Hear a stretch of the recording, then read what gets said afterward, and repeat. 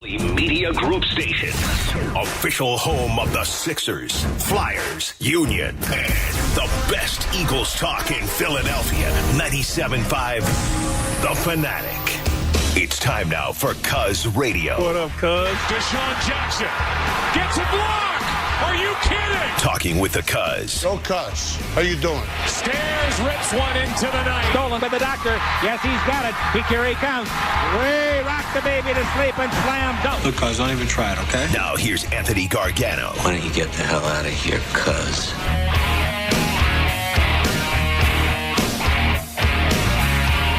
And a good Friday victory. Football Friday morning, Philadelphia. I'm Andrew Salchunas in for Anthony today.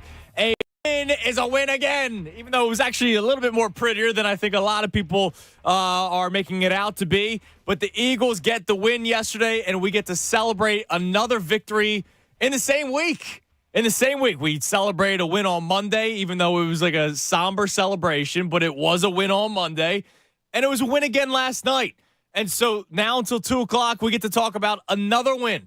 And I'm happy to be able to do that.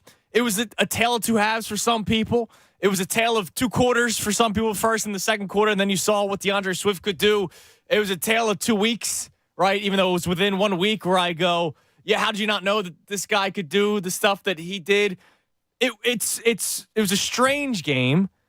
But at the same time, there are going to be growing pains.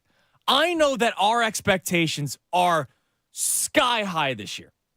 Sky high. We've been talking Super Bowl since the second they lost Super Bowl 57, that they're going to be back, right? We've ignored all the struggles for a team that loses the Super Bowl and how hard it is for them to get back, or how hard is that for them to even have a winning season, right? Like, there are numbers out there that make it out to be very difficult. It's fact. It's history. But at the same time, history changes. When it comes to time in sports, it changes. And so the Philadelphia Eagles are still a good team. They're a youthful team. They have one of the best offensive lines in football. But we also have to look at it this way. They have a new offensive coordinator. They have a new defensive coordinator. They're dealing with injuries in the second, third, and fourth line of defense, going up against a team that is Kirk Cousins, who's a professional quarterback, and Justin Jefferson, who's a freak. The Eagles, offensively, their lead back in week 1 was Kenneth Gainwell. He was out last night. So maybe the plan immediately was not to just give the ball to DeAndre Swift. I think they wanted to go in the air because the Vikings defense is something that you could probably attack. But what we kept on talking about, this year and last year when they played the Vikings, they won 27-7, and the Vikings couldn't do anything offensively, and they couldn't stop the Eagles on offense when the Eagles were on offense. Well, Brian Flores is now the defensive coordinator, not Ed Donatel. Ed Donatel is Sean Desai. He's Jonathan Gannon. It's not bringing much pressure. It's sticks defense. It's zone. It's keep everything in front of you. Brian Flores is let's blitz every freaking play.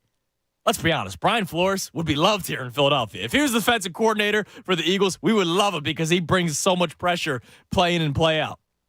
But what I came away with last night is that this Eagles team is still very good, but there are some things that they're going to have to work on. There are some things that they're just going to have to get more used to.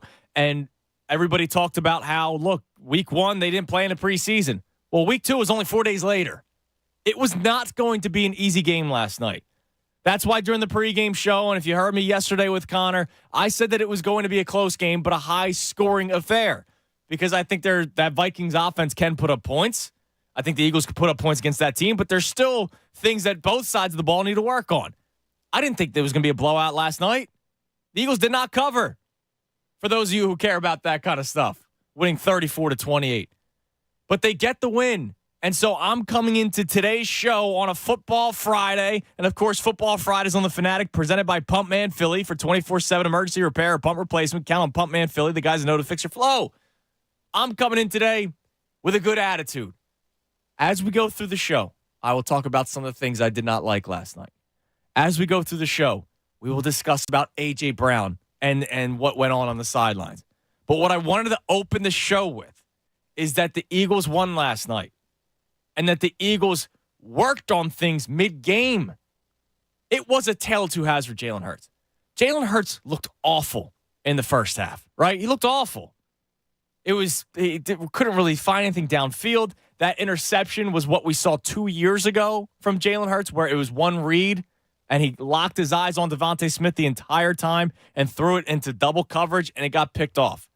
What we saw from Jalen Hurts on that play is what we saw from 2 years ago, and we said, uh-oh, maybe this guy isn't the answer moving forward. And then last year, he's incredible. Connor is my witness. 3 days ago, I did a show where I talked about how Jalen Hurts might not be perfect this year. That's true. And he may regress. And I don't mean regress as in back to 2 years ago, Jalen Hurts form, where it was still a question of whether or not he could be a franchise quarterback. I just mean he's not going to be the second best quarterback in the NFL this year, but he'll probably still be a top 7 quarterback. Did he look like the second best quarterback in the NFL last night? He did not. But did he still make plays in order for them to win last night? He did. And that's why they won, because Jalen Hurts is a winner. Jalen Hurts is a gamer. There is things that he needs to work on with Brian Johnson as the new offensive coordinator. There are things that he needs to work on because he didn't play in the preseason. Neither did any of his weapons. And there is an idea of, look, Dallas Goedert didn't get the ball much in week 1, so they did try to get him the ball a lot yesterday. DeAndre Swift had 2 touches in week 1. They did try to give him the ball a lot yesterday, and it worked. So Jalen Hurts had 2 different halves. He did not look good in the first half. He made plays in the second half for them in order to win that game. The game plan, I did not like the start of it. I really didn't. I thought it was really, let's try to get Dallas Goedert the football, make him happy. The design runs for Jalen Hurts, I thought, were called at very weird spots, and I did not like them, especially when you saw DeAndre Swift getting decent yards per carry. He was, I think, 4 of 25, 4 carries for 25 yards his first 4 touches, but Jalen Hurts already had more carries in him. And I know that Jalen Hurts, his legs, that's part of the offense. Like, I get that. But it seemed like that was the game plan, was more so Jalen Hurts and not DeAndre Swift. And look, I kind of thought it going into it. I said last night to Bob in the pregame show, I think Swift comes away with 15 touches tonight. And I think that may have been what they thought. But you adapt, you adjust. And so for all the complaints that we had with Brian Johnson after week 1, I give him credit. The game plan was not good going into it, but he adjusted. He went with the feel of the game, and that's something that you have to give somebody credit for. Now, I want to see him put together a stellar 15 first plays, right? The scripted 15 plays. I want to see a stellar start to a game in week 3 in Tampa, Monday Night Football. But all I can go off of right now is the first 2 weeks. I did not like the game plan in week 1. I did not like the start of the game plan in week 2, but he adjusted and went with what was working, and it worked the rest of the game. So I'm coming into today happy, things to discuss, things to break down, things to really pick apart, because that's what we're doing. We have such high expectations. We know this team is good that we are going to pick every little thing about this team, things that we don't like, antics on the sidelines, play calling, personnel. We knew that the personnel was going to struggle yesterday. Your starting safety, one of your starting corners, and your starting middle linebacker are all out. And they still kept the Vikings somewhat at bay. Justin Jefferson is just a freak. Connor, good morning. Good morning, Andy. How are you feeling today? I'm feeling good. I mean, I was fired up post-game yesterday, not ignoring the negatives that we still have and the things that the Eagles still have to work on, but they haven't played their best football, and they're 2-0. I think the Brian Johnson thing's a great point by you, because the game plan coming out wasn't good. I didn't like it. Here's the thing, right? When a young quarterback comes into the NFL, the one thing people always talk about is get him a safety blanket. Normally it's a tight end. We saw it with Wentz and Ertz, and they became like he wouldn't look anywhere else at points. I think Brian Johnson's safety blanket is the kid that he watched grow up, that he's known for years, and when he gets to a point where he's like, okay, I need a big play, he feels most comfortable putting the ball in Hurts' hands to a fault. Yes. But here's the upside. Let's remember, like, last year was not the first year for Jonathan Gannon and Shane Steichen. They were not first-year coordinators. They had the 2021 season to learn from. And it took, 6 weeks, 7 weeks? And I know Sirianni was calling the plays at that point. But it took them a month and a half to figure out how to run the football that season, that 2021 season. This is a quicker development for Brian Johnson to realize, oh, DeAndre Swift's pretty good. my offensive line is going to maul people.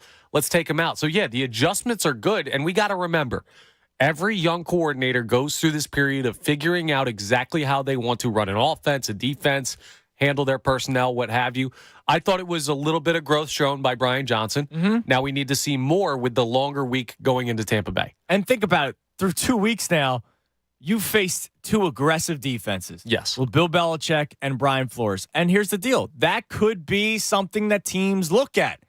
And that's the other thing. I write down the little notes before the show. There is tape out in the Eagles now. Like the Eagles, well, people have to understand the Eagles and the Chiefs, every opponent that they face, like it's like this is like another Super Bowl because they go, oh, look at this team. Look at where this team went last year. We know how good this team is. And they're going to go above and beyond to try to tear that team apart and try to win it. They're going to look for every little advantage that they can find. That's any game in the NFL. But when you're the Eagles and the Chiefs, the two teams in the Super Bowl, it's a little extra. Now, Brian Flores, also from the Bill Belichick coaching tree. So may have some similar ideas. Probably watched the tape from last week and said, all right, this is what Hoodie was doing. I know what Hoodie's doing here because I've worked with Hoodie before. Hoodie. And so I'll be able to probably do that with this defense. And it's not like the Vikings defense is as talented as the Patriots defense. So if I'm the Eagles, if I'm Brian Johnson, I'm starting to be ready to go up against it. And what they did yesterday, which really worked, those first couple drives when the Vikings just brought all that pressure, that's when they started handing the football off. Because the way you can beat a blitz, obviously you can get a screen here and there, but if guys are coming free, you better make that screen execute pretty well, or you hand the football off. And you do it over and over and over and over again, like 13 times in a 16-play scoring drive. So let's react to the game. It's Football Friday, 610-632-0975. We'll be talking about the game all day long. I have some other nuggets to talk about from yesterday's game. And, of course, on the other side, I want to get into the A.J. Brown conversation because that's the video that's going viral. I would love to just talk football, right, and just break down the game. But it is a pretty big deal. And there's a reason why it's a pretty big deal. Because, I actually heard a caller with Kincaid earlier today about how the only people that can hurt this team is themselves. Look, I don't think A.J. Brown's going to ruin this team by any means. I have my thoughts on this.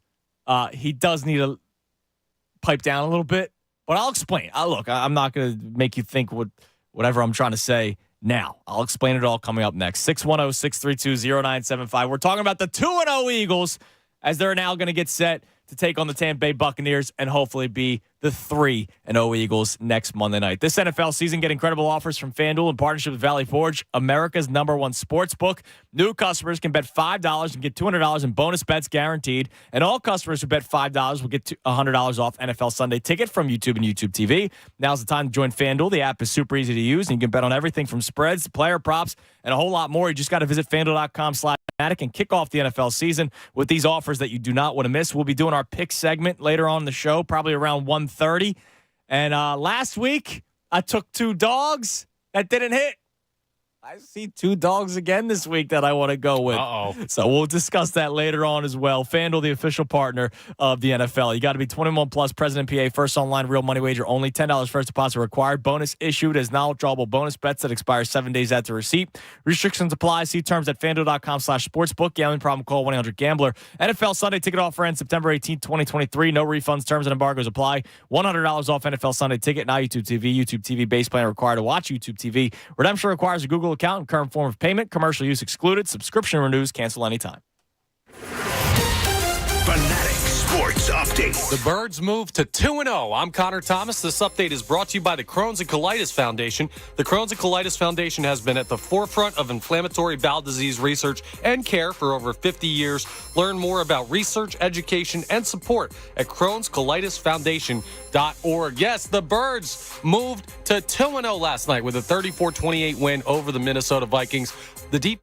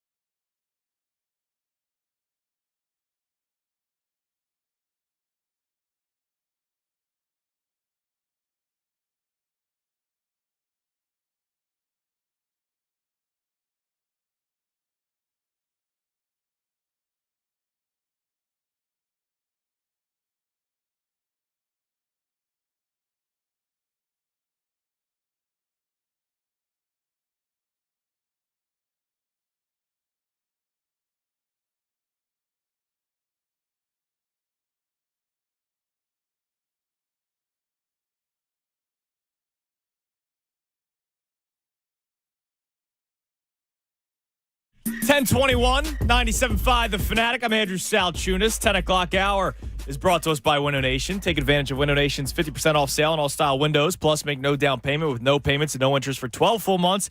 Call 866-90Nation or visit windownation.com. We are reacting to an Eagles win. They're 2-0. Things were beautiful, right? Things are great.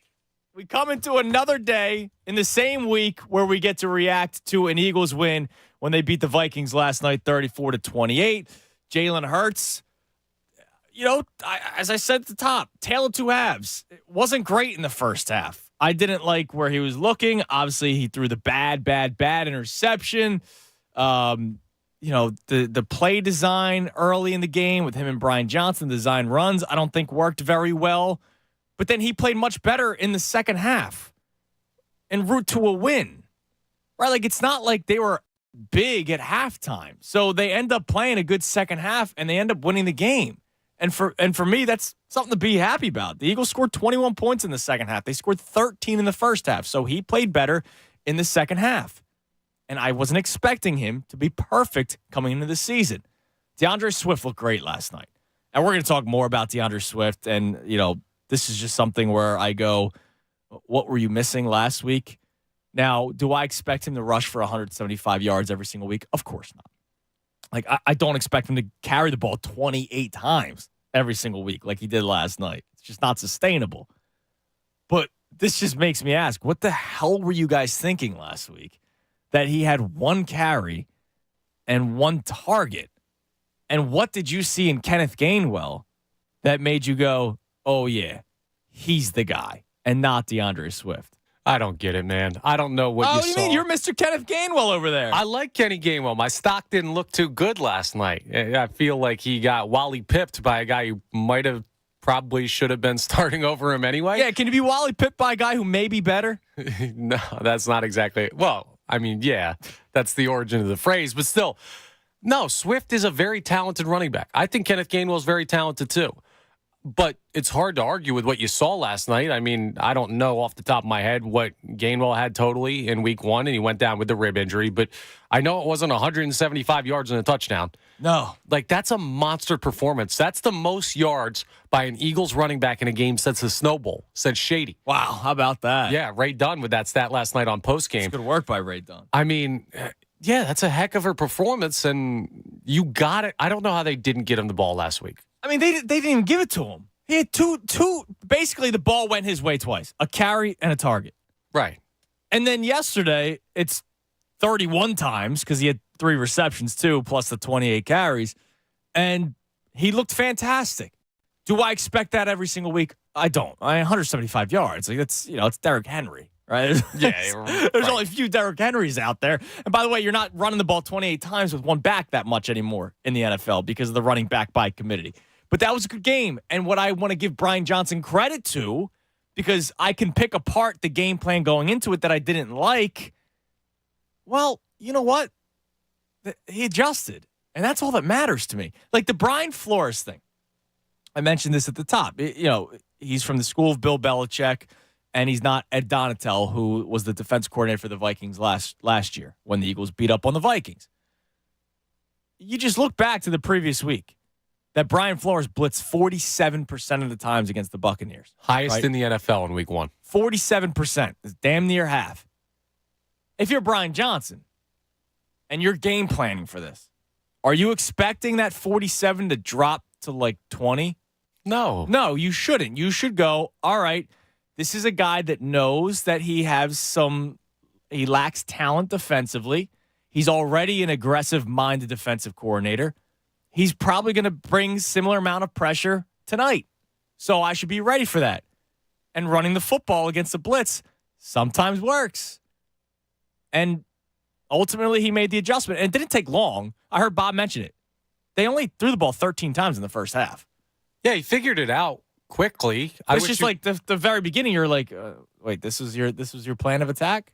Yeah, and there's moments where you realize he's still learning. Like, yes, he did a good job to go with the run and go with the run heavily. And then you get that drive late in the game where you're in deep into Patriots territory and you take a holding penalty, call a pass play, which Jalen Hurts takes a sack on, call another pass play, which Jalen Hurts takes a sack on, and you take 3 points off the board. Like, you stay with the running game there, and you're at least in position to kick the field goal. So, it wasn't a perfect game. It wasn't like he immediately flipped a switch and all of a sudden, Brian Johnson, perfect offensive coordinator.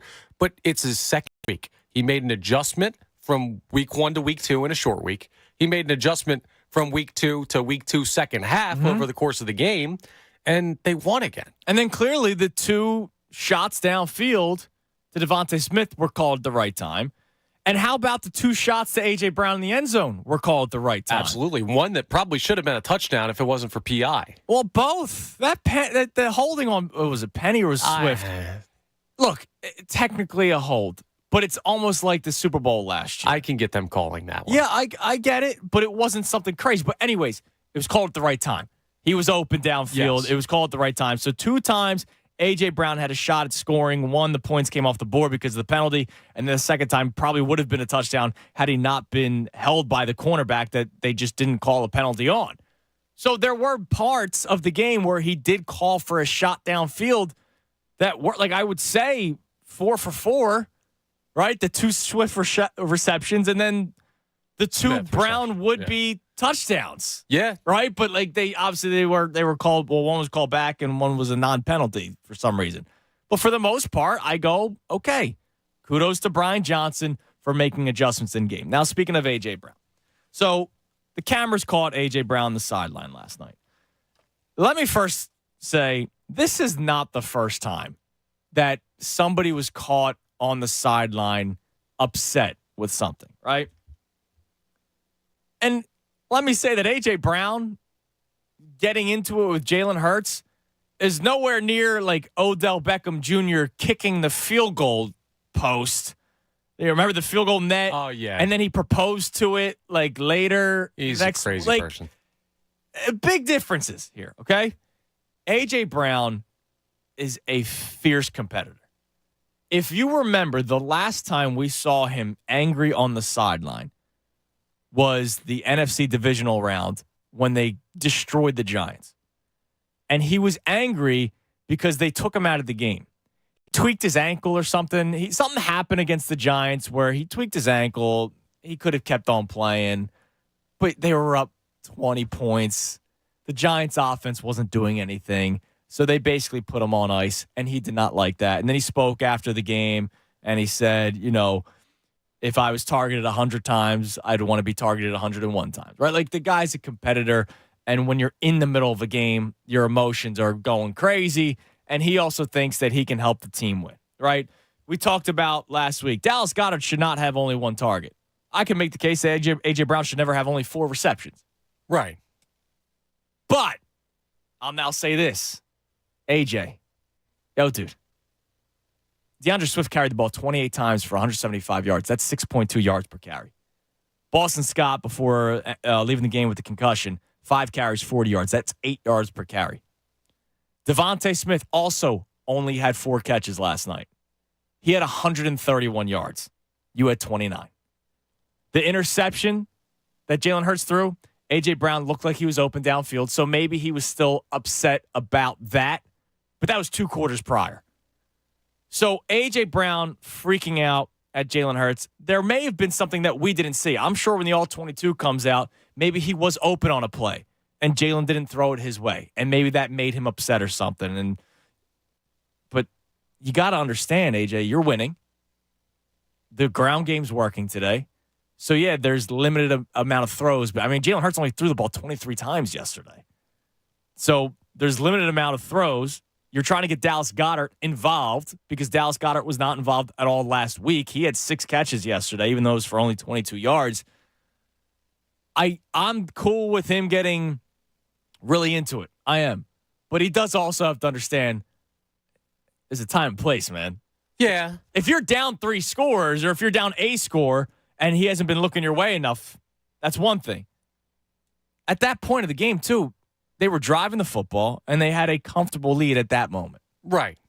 I listen, I'd rather have a guy who wants the ball than me too. A Jalen Reagor who's terrified in the moment. Right. Like, A.J. Brown wants the ball because he knows how talented he is. There are other talented players on this team, and whether or not he's going to accept that is up to him. But the bottom line to me, the reason why this is a non-factor is, one, we saw it last year a little bit. He mentioned, I forget what week it was, but he had some comments about getting the ball or catches or touches or whatever at some point in the middle of the season. Then they went back to him. He had like a little lull around like week 11 or 12. Turned out fine. And also, let's think about the reason he's here, okay? Part of the reason the Eagles went out and got him, and part of the reason why he's so excited to be here is Jalen Hurts.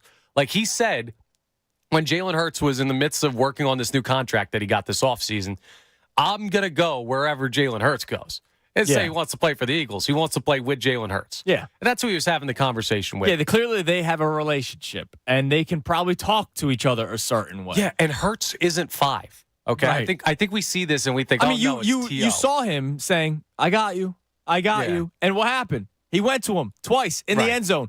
And one should have been was a touchdown, but called back because of holding. And the other one could have been a touchdown, called back because of the pass interference. Now, the only thing I could say is, well, they definitely tried getting him the football. Maybe they kept on running the football. It would have been a touchdown. Exactly. But whatever. The play was there both times. So I can't even complain about that. They went to him. Hurts is an outstanding leader when it comes to keeping his house in order. And his house right now is the Eagles locker room. Yep. Like I'd be super surprised if at any point during Jalen Hurts' quarterbacking of this team, we have a major locker room issue. Because he's just that focused guy who relates to everybody, who has a great demeanor when it comes to his teammates and friends. And that's why, like, if he gets upset, okay. The heat of battle, it happens. We see it in every sport. But as long as it doesn't persist, as long as Jalen Hurts handles it, which I think he will, I think it's going to be fine. 610-632-0975, the number to climb in. Get some calls in a second. But let's play Nick Sirianni. Connor, it's cut 5. Dealing with the players that want ball. You have that? Sorry, I kind of just threw that at you. But here's Nick Sirianni after the game last night talking about players wanting the football. Sometimes there's emotion within the game. And I know that's speculation of not getting the ball or anything like that. I'm not going to go into any of that.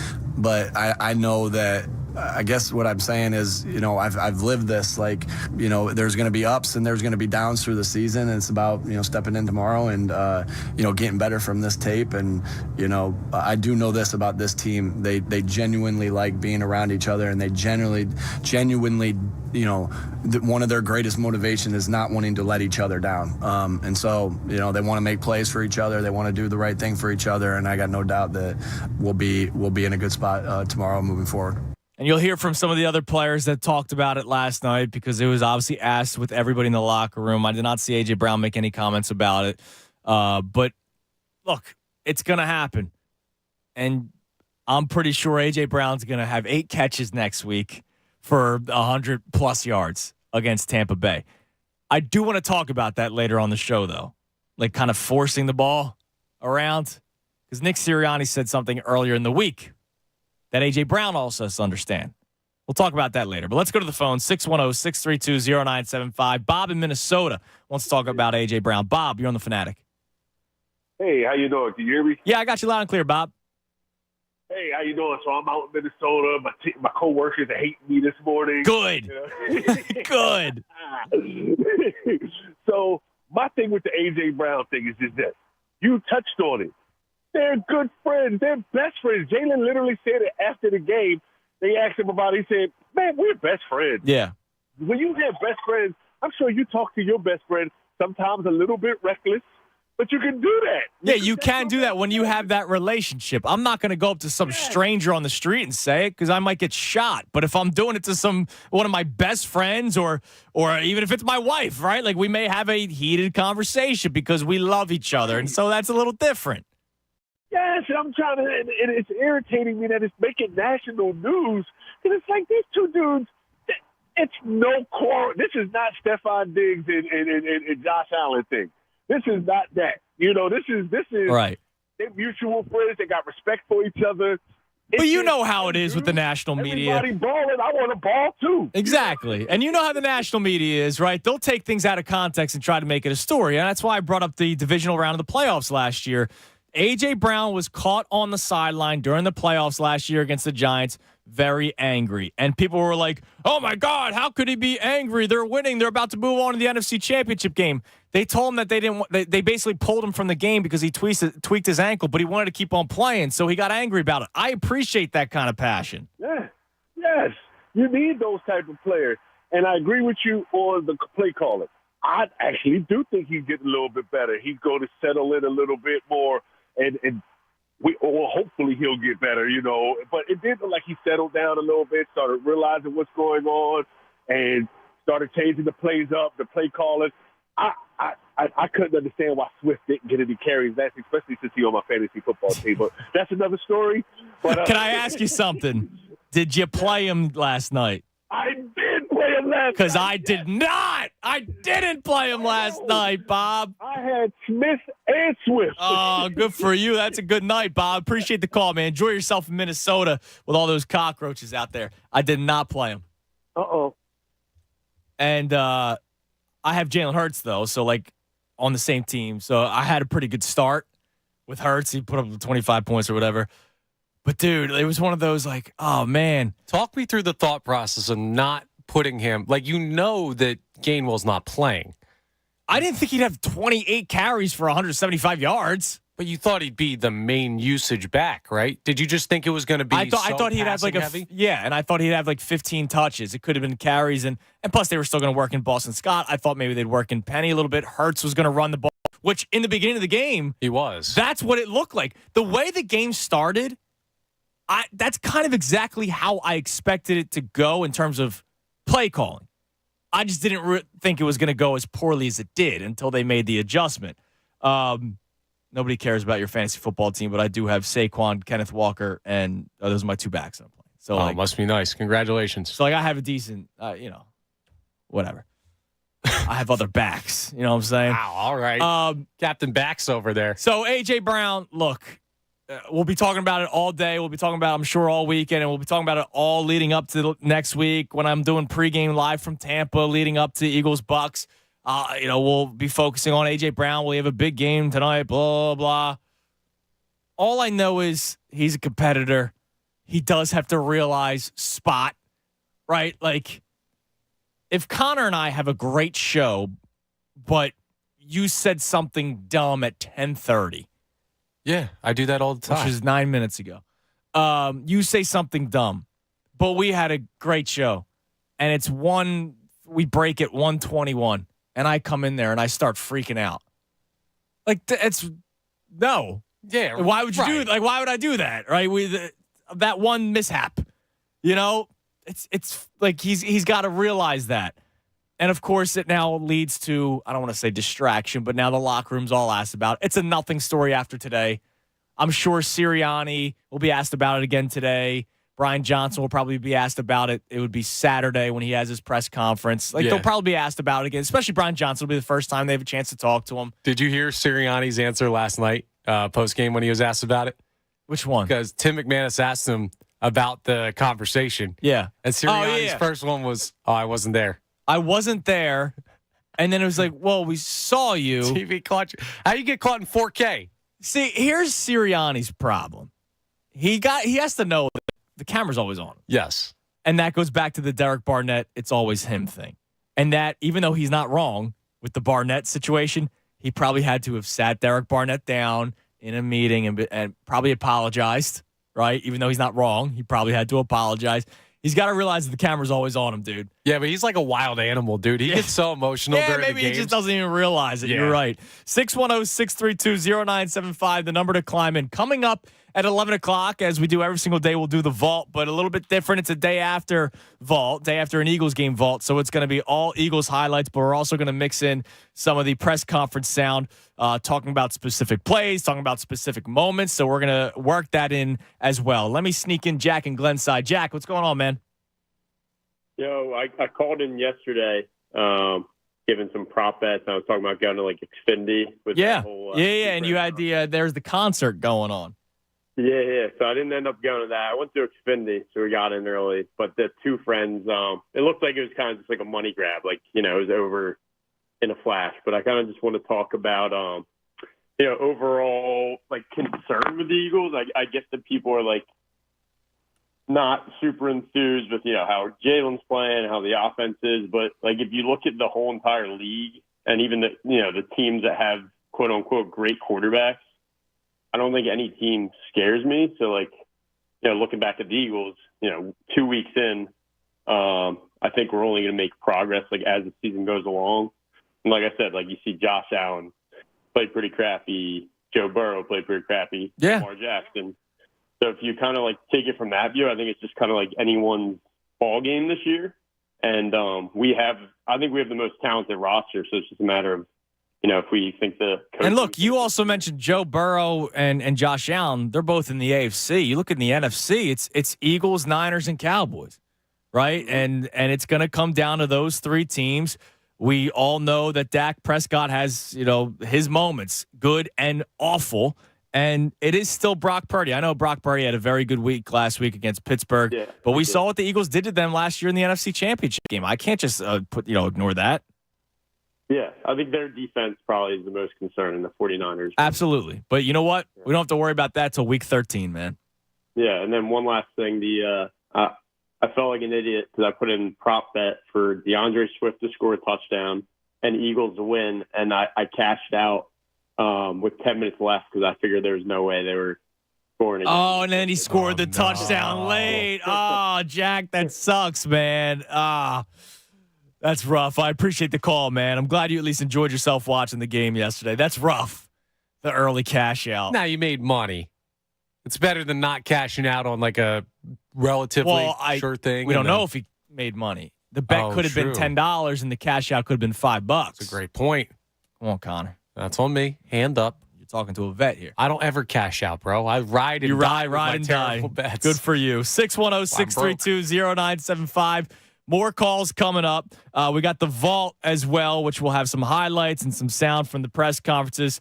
And also, speaking of sound from yesterday's game, two things I got to play from Al. And I just feel dirty doing it, but come on, man.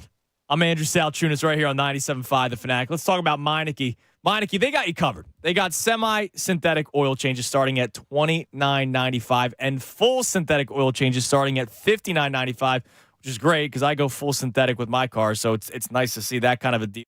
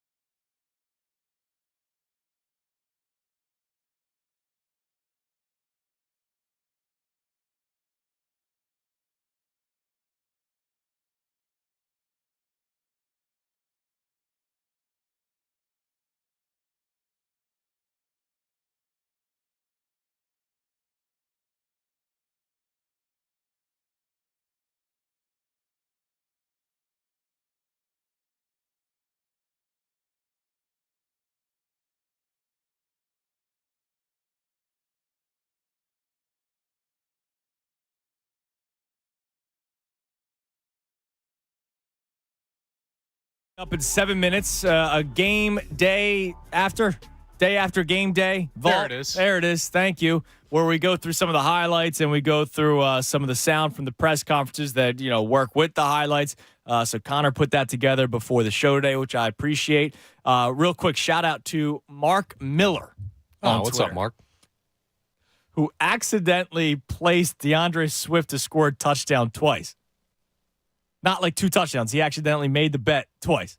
Well, he said, I guess it was a good idea. So he bet $10 2 different times on Swift to score a touchdown, and obviously they both hit. So that's nice. That's a nice surprise. That's a good little error. You go back into your app, and you're like, wait, there's more than I thought there would be.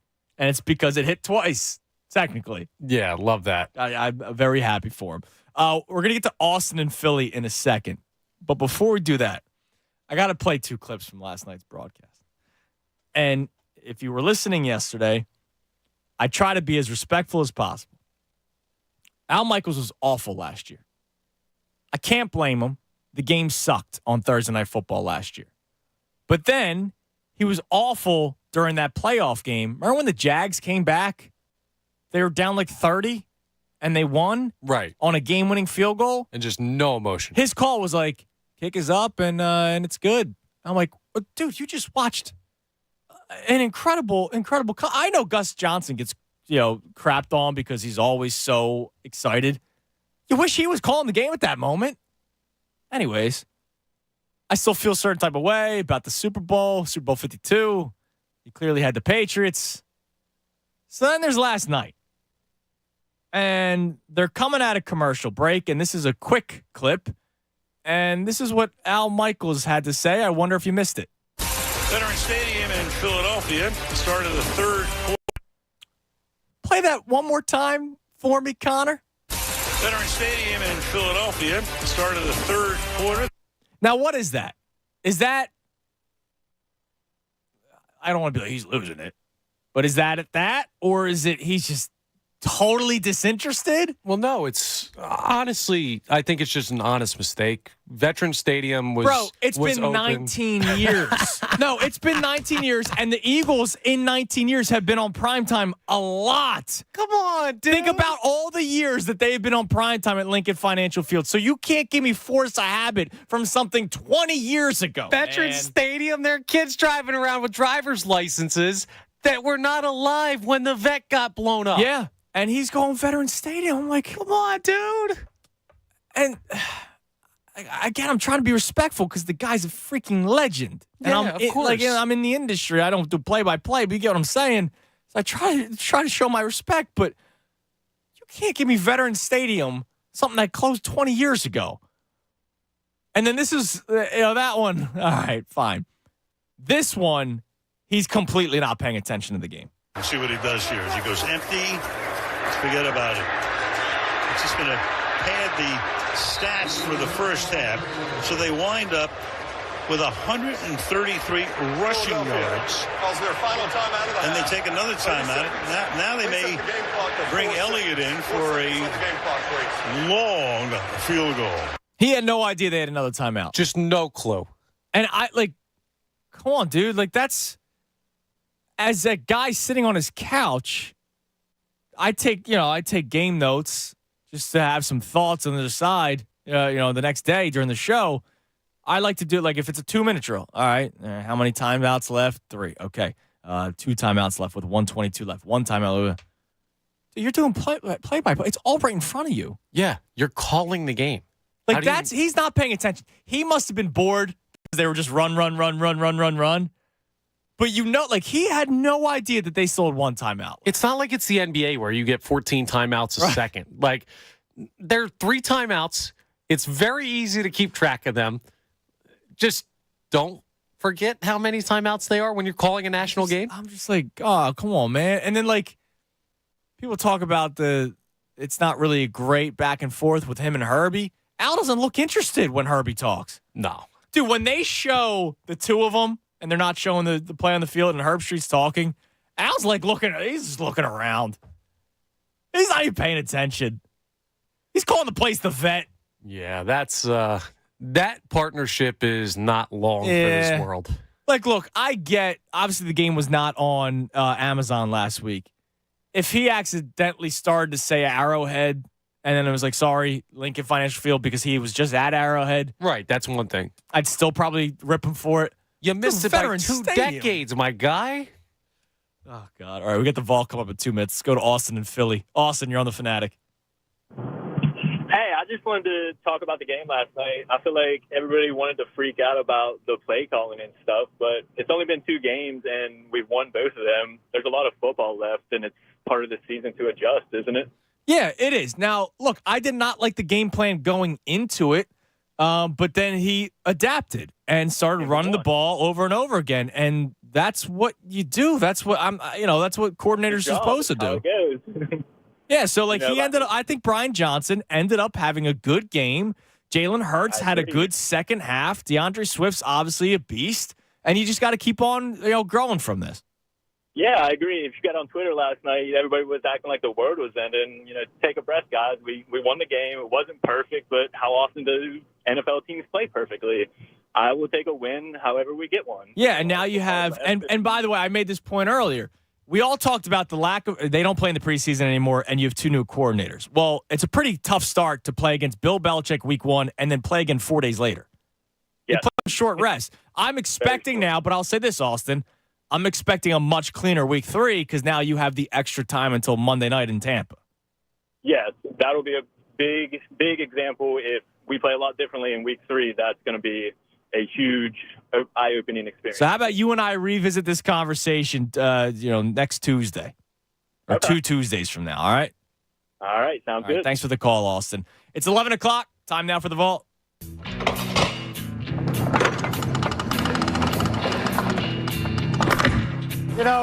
When we began opening this vault nearly 2 hours ago, we had no real idea what we'd find inside. As it turns out, we haven't found very much. The Vault brought to us by Golden Nugget Jewelers, where Philly gets engaged. A day after game day vault, a day after win vault. Connor, what do we got today? Oh, well, we're going to start on early because, yes, there was an opportunity for Jalen Hurts to go up the field through the air, something we wanted him to see after week 1 in New England, and Avante Smith was the man for the job. The 2nd down and 11. Play action. Going deep. Getting position and making the catches. Avante Smith threw it over the top of Theo Jackson, who had to adjust. Still makes the grab. And they send the ball inside the 10-yard line. That was a hell of a catch. That was a hell of a catch. It was underthrown, but there was pressure coming. So it's not me saying like Jalen Hurts what a bad throw. Yeah, I'll tell you what, Mahomes, Allen, guys with rockets probably throwing it in stride. But hell of a play by Devontae Smith. And, I said it to you yesterday. I think Devontae Smith eventually becomes like this team's number 1 wide receiver. It's a 1A, 1B, but I see big moments from Devontae Smith. That might change in week 3 because A.J. Brown had his moment on the sideline. But Devontae Smith's been stellar through the first 2 weeks. He absolutely has. Now, these next 2 cuts are going to be brought to you by the Minnesota Vikings candy of choice, Butterfingers. Brandon Powell collects at the 46-yard line. Swings to the outside into Eagles territory. And a good run back, but then he coughs the ball up inside the 30-yard line. And the Philadelphia Eagles come away with the ball. Justin Evans knocked it loose. And Nicholas Morrow comes up with a recovery. And that was huge because as the play was going on, I had my little notepad. I'm starting to write, special team sucks. That was a good return. Because all of a sudden, they're inside the Eagles 30 when the fumble happens. So thank God Justin Evans was able to knock it out because if it was just a tackle, Vikings have great field position. And we're complaining about the special teams. We probably still should complain about the special teams, but that kind of makes us forget. Yes, it definitely does. And it makes you forget a little bit about Avante Maddox going out, what he did earlier on in the contest. Alexander Madison is the running back from the 35-yard line. And Madison takes over for Dalvin Cook. And again, the ball is out. The Eagles think they have it. And we're waiting for the signal from the officials, and it is Philadelphia ball. So right off the bat, 2 turnovers. Justin Evans comes away with it. And Madison fumbled. I have a slight update on Avante Maddox that I'll give you later on. Okay. Either right after the Vol or the start of the following segment, but not great. Yeah. Okay. Yeah, I want to run through a lot of the injuries. I was going to do that later on, but now that we got a little bit of an update, I will probably start the 11:20 segment with it. Don't love that. Not good. Okay, well, I'll tell you what is good, and what's unstoppable is the tush push. Second and goal. Are they going to push him in?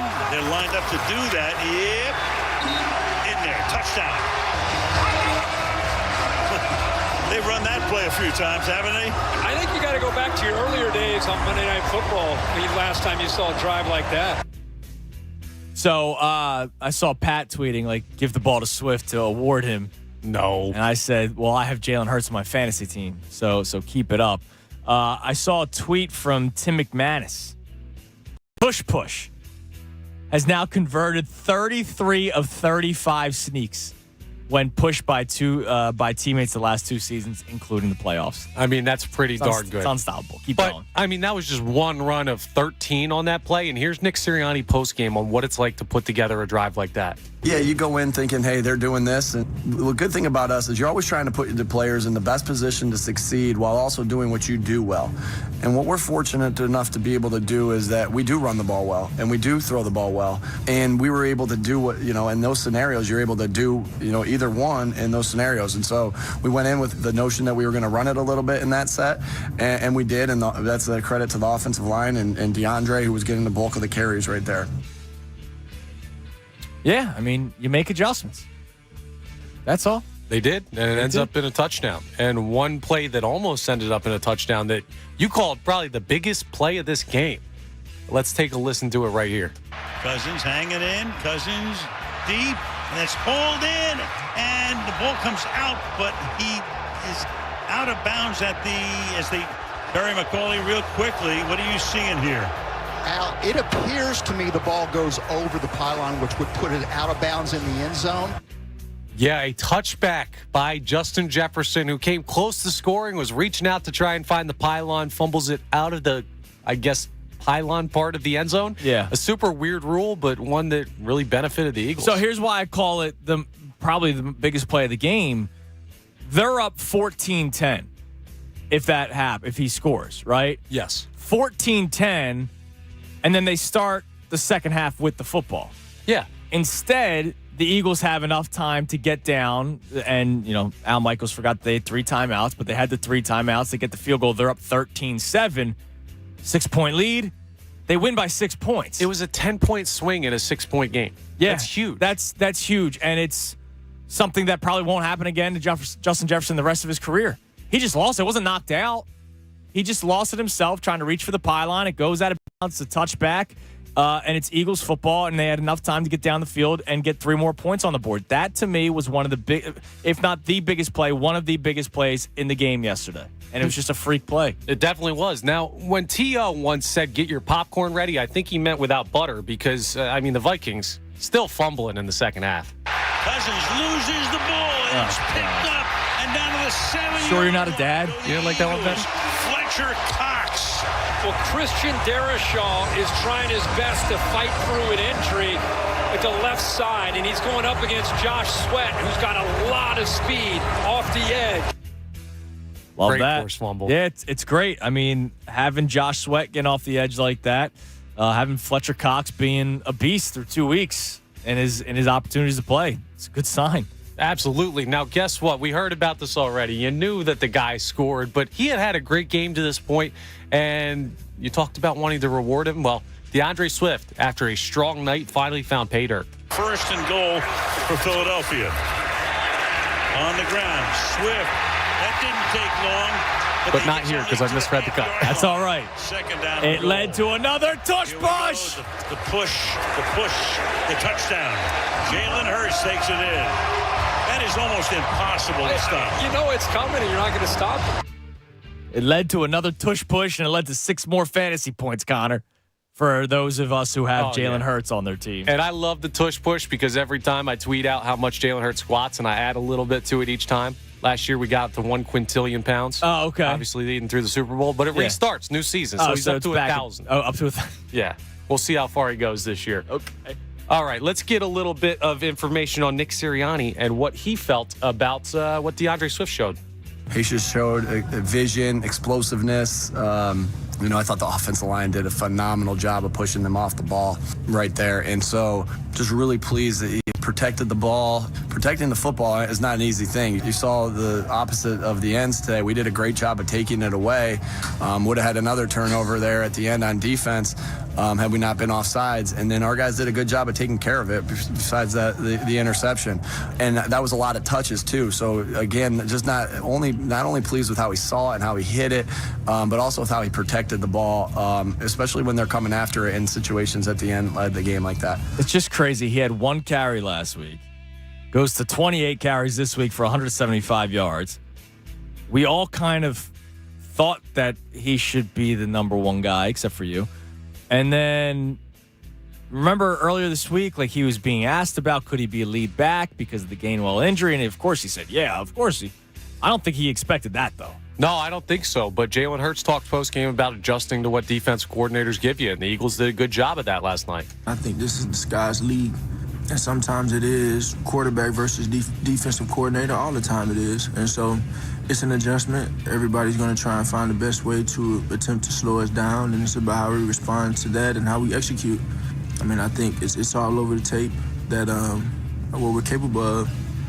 Nobody wants AJ catching balls down the field or Avante catching balls down the field or the threat, and it's about being able to attack those things even though they have that in mind. Love that. Love it, Jalen. All right, you ready for a little pass touchdown? Because Jalen Hurts, he had Avante early in this one, but kind of underthrew it. People were talking about, it wasn't a great throw. He was stepping up into pressure, but you got to hit that. Well, Avante came through clean again, got wide open, and Hurts didn't miss him this time. 3rd and 4. Here comes pressure. There goes the ball wide open. It is Smith again, all the way for the touchdown. Jordan Hicks put the pressure on, but he got it away with Hicks in his face at 63 yards. And the Eagles go up 26-7. 26-7. That was pretty much ball game. Well, you hope. You would think. And then there's a little bit of a comeback, and the Vikings make it interesting. And then when everything's all said and done, I told you DeAndre Swift scored. Let's finally play that cut for you because it took all game for him to get there. Run the play clock down to 7 again. Swift, first down, and a lot more. Inside the 20, inside the 10, and out of bounds with a first down and goal. 2nd down and goal. You have to win and be sexy. What can I tell you? To the outside. And then to the inside. Touchdown, Swift. I don't know if I'd call it sexy, but I'd call it a win. And that is it was a win. Yeah, it was not a sexy game yesterday, but it was a win. So Eagles now 2-0. Good job, Connor, on the vault. Brought to us by Golden Nugget Jewelers, where Philly gets engaged. By the way, final score last night was 34-28. Yes. Don in Jersey. Yesterday, if you were listening, we had people give us a final score, and whoever came closest to the final score, the correct final score, was going to win a pair of tickets to see the Always Sunny podcast. Four Walls presents the Always Sunny podcast at the Man. I believe the date was September 23rd. Only problem is, as I was jotting down everyone's names and their scores, I didn't get their contacts. So Don in Jersey, if you're listening, give us a call. You can call our contest line at 215-263-0975. Don in Jersey, you will win a pair of tickets. To grab some stuff, so she might have it too. Okay. I'll shoot her a text and I'll see. All right, please do, because Don is our winner. He was a total of 6 points off. His score prediction was 36-24. It's not bad. The final score was 34-28. The number to climb in is 610-632-0975. We'll continue to react to the Eagles' win against the Vikings last night, improving their record to 2-0. I'm going to give you this update on Avante Maddox. It's not great based off of the wording of the report. So I have the update on Avante Maddox. We'll talk about some of the injuries that were sustained yesterday and the lack of, and the players that were already out yesterday because of injuries and how that did or did not affect the Eagles in any way last night. So we'll react to that, and I want to hear from you as well at 610-632-0975. It is a Football Friday. Football Fridays on the Fanatic, presented by Pump Man Philly for 24/7 emergency repair or pump replacement. Count on Pump Man Philly, the guys to know to fix your flow. Now, let me tell you about my friends at Family and Company.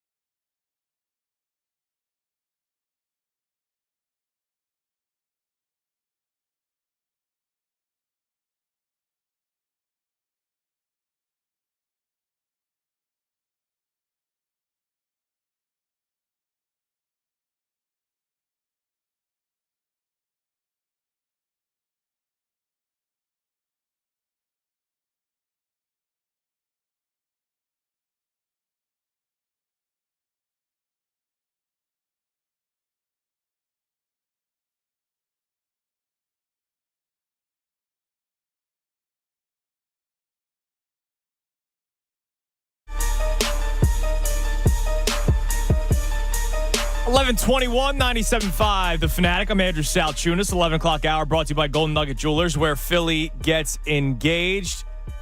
Eagles beat the Vikings last night, 34-28. Tale of two halves for Jalen Hurts. Tale of two halves for the offensive line, I'll say as well. Even though they ran the ball well in the second quarter, Jalen Hurts he was not really protected well in the first half, but the offensive line played really well in the second half. So really, it was a game of adjustments, which that is the NFL, right? In the long run, it is a game of adjustments. It's a chess match, and Brian Johnson did a tremendous job in the second half coming up with a game plan that worked with the Eagles. Now, I will say this, and we'll get to the injury stuff in a second. They are very fortunate that the Vikings were so sloppy with the ball in the first half, because we talked about the fumble on the punt. They're starting inside the Eagles' 30, right? And then they have two drives right away where they lose the ball with a fumble. And you can credit the Eagles for the plays, of course, defensively. But if those fumbles don't happen, who knows what the drive then ensues? And who knows if they start with the ball within the Eagles' 30. Yeah. They probably score a touchdown with Justin Jefferson. Yeah, none of those fumbles were like the Eagles' 40-yard line, normal field position, like turn the game around. No, it was Vikings territory. Yeah. Or, negating a big punt return. The Justin Jefferson one out of the end zone. Like, they were all kind of huge turning points momentum-wise. Yeah, I mean, they were very fortunate with it. And we said it during the vault. The Justin Jefferson fumble, I could make the case, was the biggest moment of the game for the Eagles to win. Because if he scores a touchdown, they go up 14-10. And the Eagles still do have time to score before the half. But if it's 3 points, they're down 14-13. And then the Vikings get the ball to start the second half, which, look, they did fumble to start the second half. So it could have still gone the Eagles' way. But that was a major moment for the Eagles last night, the Justin Jefferson fumble and then the fumble on the punt return where, look, Justin Evans punched the ball out. I'll give him credit, but it didn't look like he was aiming for the ball. It was just one of those, he went for the tackle and his hand so happened to hit the ball and the ball came out, and that's football, right? And then football bounces any way possible because it's not a round ball, right? It's a pigskin. It bounces all over the place. The bounces went the Eagles' way yesterday. So there were still some moments where you go, all right, the Vikings could have won this game if they played a little cleaner, but they didn't. And to the Eagles' credit, they did play clean. We played the cut of Nick Sirianni with DeAndre Swift. 28 carries. He didn't fumble the football. He held on to the ball the entire time. And you got to give the Eagles credit for that. Now, the injury stuff. Derek Gunn tweeted out the following less than an hour ago. I'm hearing it does not look good for Avante Maddox. To what extent should be revealed later today. That's a shame. He's such a good guy. D-Gunn is as plugged in as anybody when it comes to covering the Eagles. And to hear that he hears that it does not look good for Avante Maddox is not a good sign. Avante Maddox, it was strange. He went in for a hit. I wonder exactly what happened. He tackled a guy on the sideline, and you saw him immediately grab his chest area, whether it was his pec or his shoulder. Maybe he was holding his shoulder. And when you hear the report from the sideline reporter for Amazon that he went to the x-ray room, you immediately say, all right, he's out. Like, he's done for the rest of the day. And so now you just wait. All right, what is he like the next morning? And when you hear D. Gunn put that out there saying it does not look good for Avante Maddox, that's not a good sign, especially with a team that's already dealing with a lot of injuries defensively. Now, my hope is Blankenship, Bradbury, Dean's out for a month, but Blankenship and Bradbury, it was because it was a Thursday night game that they were out. That's your hope.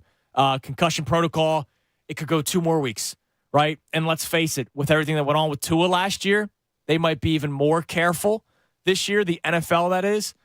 But I would imagine Bradbury's back. It probably also helps that they have the extra day Monday, and that's probably why you're missing those two. But now you go from getting Bradbury and Blankenship back to now losing your starting slot corner, which is a pretty big deal. No, it definitely is. Now, Josh Jobe looked good-ish. There was the one play, the touchdown, was that to Osborne in the back left corner of the end zone. Him. Yeah, there was miscommunication, and that's going to happen when you have a backup starting.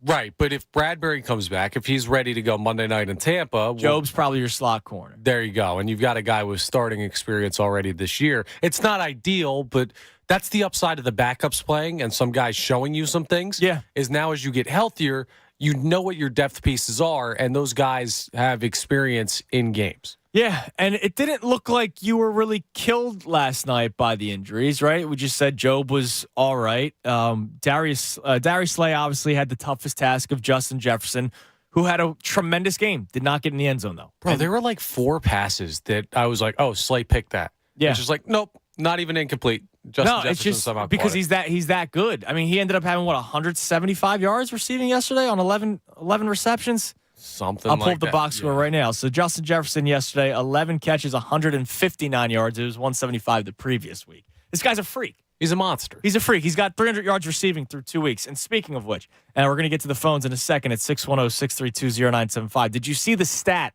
about Justin Jefferson last night? Oh, yeah. I love it. This is insane. And it's something where if you're a Bears fan, you're probably just going like, really? And look, I'm saying as an Eagles fan going, really? Is that true?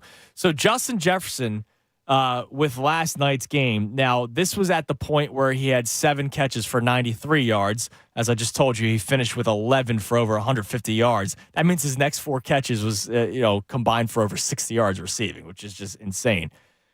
Justin Jefferson is 24 years old. He's played 52 games. He has more career receiving yards than any Bears player in the history of the franchise. What? He's 24. So the Bears' all-time leading receiver is Johnny Morris. Oh, of course. Who has 5,059 yards receiving. He was there for 10 years. And Justin Jefferson, at just the age of 24 in just 52 games, has already surpassed that.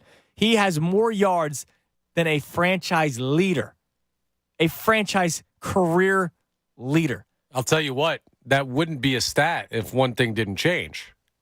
If Alshon Jeffrey doesn't come to Philly, that's probably not a stat. That's a good point. But I mean, that's doing pretty well. I mean, the stat does exist. Yeah, the stat exists. That's just crazy. It's nuts. It's one thing if you say like the Houston Texans, not Houston in general, but the Houston Texans. Yeah, they're right? newer. But the Chicago Bears, and I know, obviously the game has changed, right, into a high passing attack, and you happen to have a quarterback who can throw the football pretty well. I know he's Kirk Cousins. He comes up small in the bright lights, blah, blah, blah. But he's a guy that can make a throw, and you have a guy that can catch and do a lot of stuff in space in Justin Jefferson.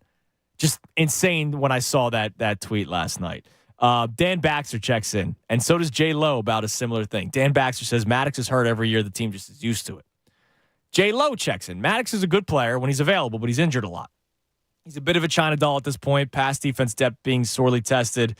Howie did not really address it with foresight. Oh, well, we'll need 30-plus points per game to win. I disagree with the second part because they have addressed it. They actually have cornerback depth. Yeah, they got Keely Ringo in the draft. I mean, you got Josh Jobe available. Like, you've got guys stepping in. Yeah, and so that's your slot corner. You already have Slay and Bradbury. Now, it gets to a point where you go, all right, you're also missing Bradbury during the game yesterday because he was out with a concussion. If injuries pile up, I can't blame Howie Roseman. Yeah, you like your seventh-string corner, right? Your seventh-string corner is not going to be a 1 or a 2 on any other team. You barely have a starting linebacker core. And right. We're worried about the 6th cornerback on this team. So I'll say, Jay, you're right about Maddox. He's great when available, but he's often injured. But I can't say Howie neglected to look at depth at corner. If anything, that's where he did look at this offseason. It's linebacker, as you just mentioned, where you don't have any, and safety, where you're kind of rolling the dice with who you have. But that's the injury report on Avante Maddox not looking good. When anything official comes out, we will let you know. Nick Sirianni will speak today at some point for his day after press conference. Not sure time just yet. The Eagles haven't sent that out, and I also have a couple people that could let me know, and nobody knows just yet. So we'll see what time. Last week, or on Monday, the day after press conference happened at 1:15. We'll see if it's similar today, but we'll let you know. 610-632-0975. Let's go to VT. Ronnie was at the game last night. Ronnie, what's going on, man? Andrew, my man.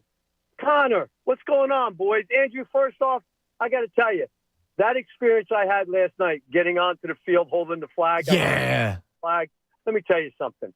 Goosebumps, a little bit of wet eyes, walking onto the field during the light show was amazing. And then where I was standing with the flag was maybe 5 yards away from the players coming out on their intros. Yeah, that must have been such a cool moment for you. A guy who's been a season ticket holder for a long time, and then, it's patriotic, right? Like that's a pretty awesome moment that not many people could say they had, Ron.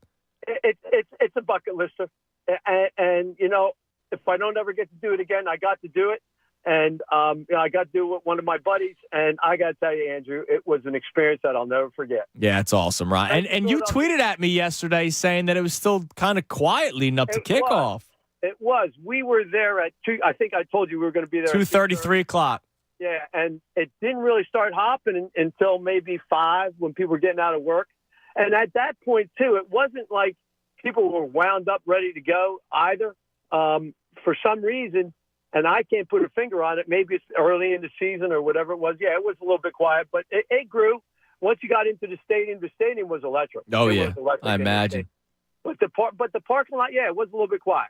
Okay. I gotta say, it wasn't like the normal. I think if it was a Sunday, it'd be completely Yeah, different. maybe we were being responsible last night. Thursday, I got the job done. It's a work day. I had to be responsible because if I was intoxicated, they wouldn't let me take the flag out. Oh, yeah. So you definitely had to be responsible. Yeah, I did. But listen, one thing I'm sorry about Avante. I think he's a great player, but I hope he recovers well. I hope it's nothing bad. But 2 things, Andrew. I tell you what, I'm a Johnson guy, and Brian Johnson, give him some time. The adjustments that he made yesterday were really good adjustments for a young coordinator. I'm sure Nick had a little bit to do with that too, but you just saw the difference in the team. And I think once Jalen gets used to the passing tree, I think the tree's a little bit different. Maybe that's the reason why he's a little hesitant right now. But I think give him a couple more games. I think with Brian Johnson, I think it's just going to work out. I have a lot of faith in Brian Johnson. The things that he did in college, the thing that he did in Florida was amazing. And I know you're going to say it's college, but he still had to teach the kid, and he still had. Yeah, he taught a kid who stinks, and it actually wasn't bad. Exactly, he took a kid that stinks. So my big point is, and you know this, I told Anthony this too. I really like Brian Johnson a lot. I think he's head coaching material someday. And you know what? If we just keep getting better every week, quarter by quarter, half by half, which we did yesterday, the adjustments were amazing. I think things will just kind of work out for the best. Ronnie, I do too, man. Listen, have a safe trip back. I'm glad you had such a great moment last night, being able to go on the field with the flag. That was really cool. But yeah, I mean, look, Brian Johnson still needs to get comfortable. Yeah, for sure. You heard me say it. I liked that they hired Brian Johnson to be the offensive coordinator. But I could not tell you that he knew what to do on 3rd and 3, on your own 45, in the third quarter, up 3, 6.5 minutes left. Because there's a feel, and there's knowing spots. It's great and all that he was here, and that he knows Jalen, and that he knows his offense because he has been working with Shane Steichen. It's great. It's great that he got promoted from within. He knows everybody in the rooms. But there is something to calling plays. Like, you got to have a feel for it. He might stink, but, I'm not going to say that yet. And he did a good job adjusting yesterday. Yeah, there were points in the first quarter where I was preparing for postgame, and I was like, are we going to have the Brian Johnson needs to hand over play calling responsibilities show? Because I saw some tweets about it, and I was watching him just not figure out how to attack this Vikings defense that isn't very good. And yeah, the in-game adjustments were very good from Brian Johnson yesterday, and it was just a sign of growth. Like, that's the thing. People want to see greatness, but to get to greatness, you got to go through growth. This was his second game as an offensive coordinator. It's not just going to be like something like a light flips on, and all of a sudden he's Sean McVay. Like, that's right. That's not how it works. He's going to have to figure this stuff out week to week, and we're going to see good stuff. We might see regression at some point, but as long as he's heading in the right direction, which I think he did in week 2, I feel good about it. VT Ron's a Johnson guy. He is. He's a Johnson guy. He's a big Johnson guy. Fan of the Johnson. That's what he said. Brendan Casey checks in. It was good seeing him yesterday. He stopped by the pregame show. He tweeted, oh, dude, by the way, I sat in this. He said, it usually takes me 35 to 40 minutes to get to the stadium. Yesterday, due to rush hour traffic, which we were dealing with, Eagles traffic, and an overturned tractor trailer that had 95 down to one lane, it took him 2 hours and 45 minutes. Jeez. He said he was seeing red when he got to that stadium. What time did you get there? So yesterday, it's good to have plans. It's also good to adapt. And unfortunately, we were unable to adapt, or one party was not ready to adapt until I had already crossed the bridge. Oh, call it out. Christy, my love of my life. So the plan yesterday, Christy was originally off yesterday, but they asked her to come in, and she was like, well, I can't work a full shift because Andrew has to leave, and then nobody can pick up Cooper. And they said, all right, you can work half a day. So yesterday, I wanted to leave here at 2 o'clock. Then we're pulled in one meeting. Then I'm pulled into another meeting. Then I'm pulled into a third meeting. I finally get out of here at like 3:15, which doesn't sound all that bad, right? Nah. But I had to pick up Cooper by 4. And, usually it will take me 35 to 40 minutes to get home. That traffic yesterday, I guess I just found out it was an overturned tractor trailer. Dude, we were not moving. I didn't get home till 4:15. Chrissy had already gotten home, but she's got to shower off the hospital stuff. She's not about to grab Coop and, walk in with, where she's got just, she's disgusting leaving the hospital, right? Yeah, it happens. So I basically picked him up from daycare, dropped him off at the house, and then turned back around. Got to Live Casino by 5. It wasn't that hard, actually. The traffic actually was not that bad. So I hear what VT Ron's saying, that it wasn't really bad from where I was coming from. But it was getting rowdy closer and closer to kickoff. I'm sure, dude. Like, people were ready. The environment was good down there? Yeah. We had a bunch of people calling post-game. Yeah, I'm sure. There were some hiccups and burps mixed in a little bit. Yeah, dude. People were, it was lively. It probably depended on where you were at, too. There's some lots that go harder than others. You know what I'm saying? Yeah, I feel Shout out Jetro. I'm a Jetro guy. Let's go to Vinny in Harrisburg. Vinny, you're on the Fanatic. Hey, Andrew, how you doing today? What's up, Vin? Not much. Listen, I hate to be this guy, all right? And I've called in a bunch of times before, but this team is not passing the eye test for me. Okay. 364 yards, 4 TDs, 125 passer rating. And if the defense, if they weren't playing sloppy football, I'm not sure. This reminds me of 2021. The passing game's not working.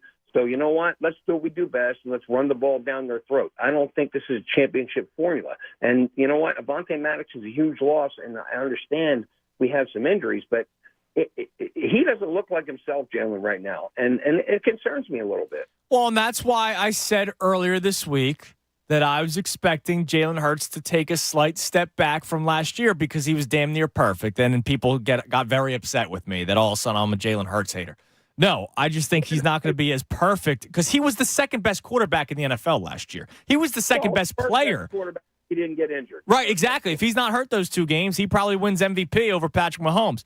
So Jalen Hurts, he has looked sloppy, but sloppy still led to just 5 incompletions yesterday. It was a very bad interception, but he ran that offense well. He did make some big throws when needed to, both to DeAndre Swift. And as Connor and I talked about earlier, there were 2 passes to A.J. Brown. One was taken back because of the hold, and then there should have been a pass interference, and for some reason the referees missed that call.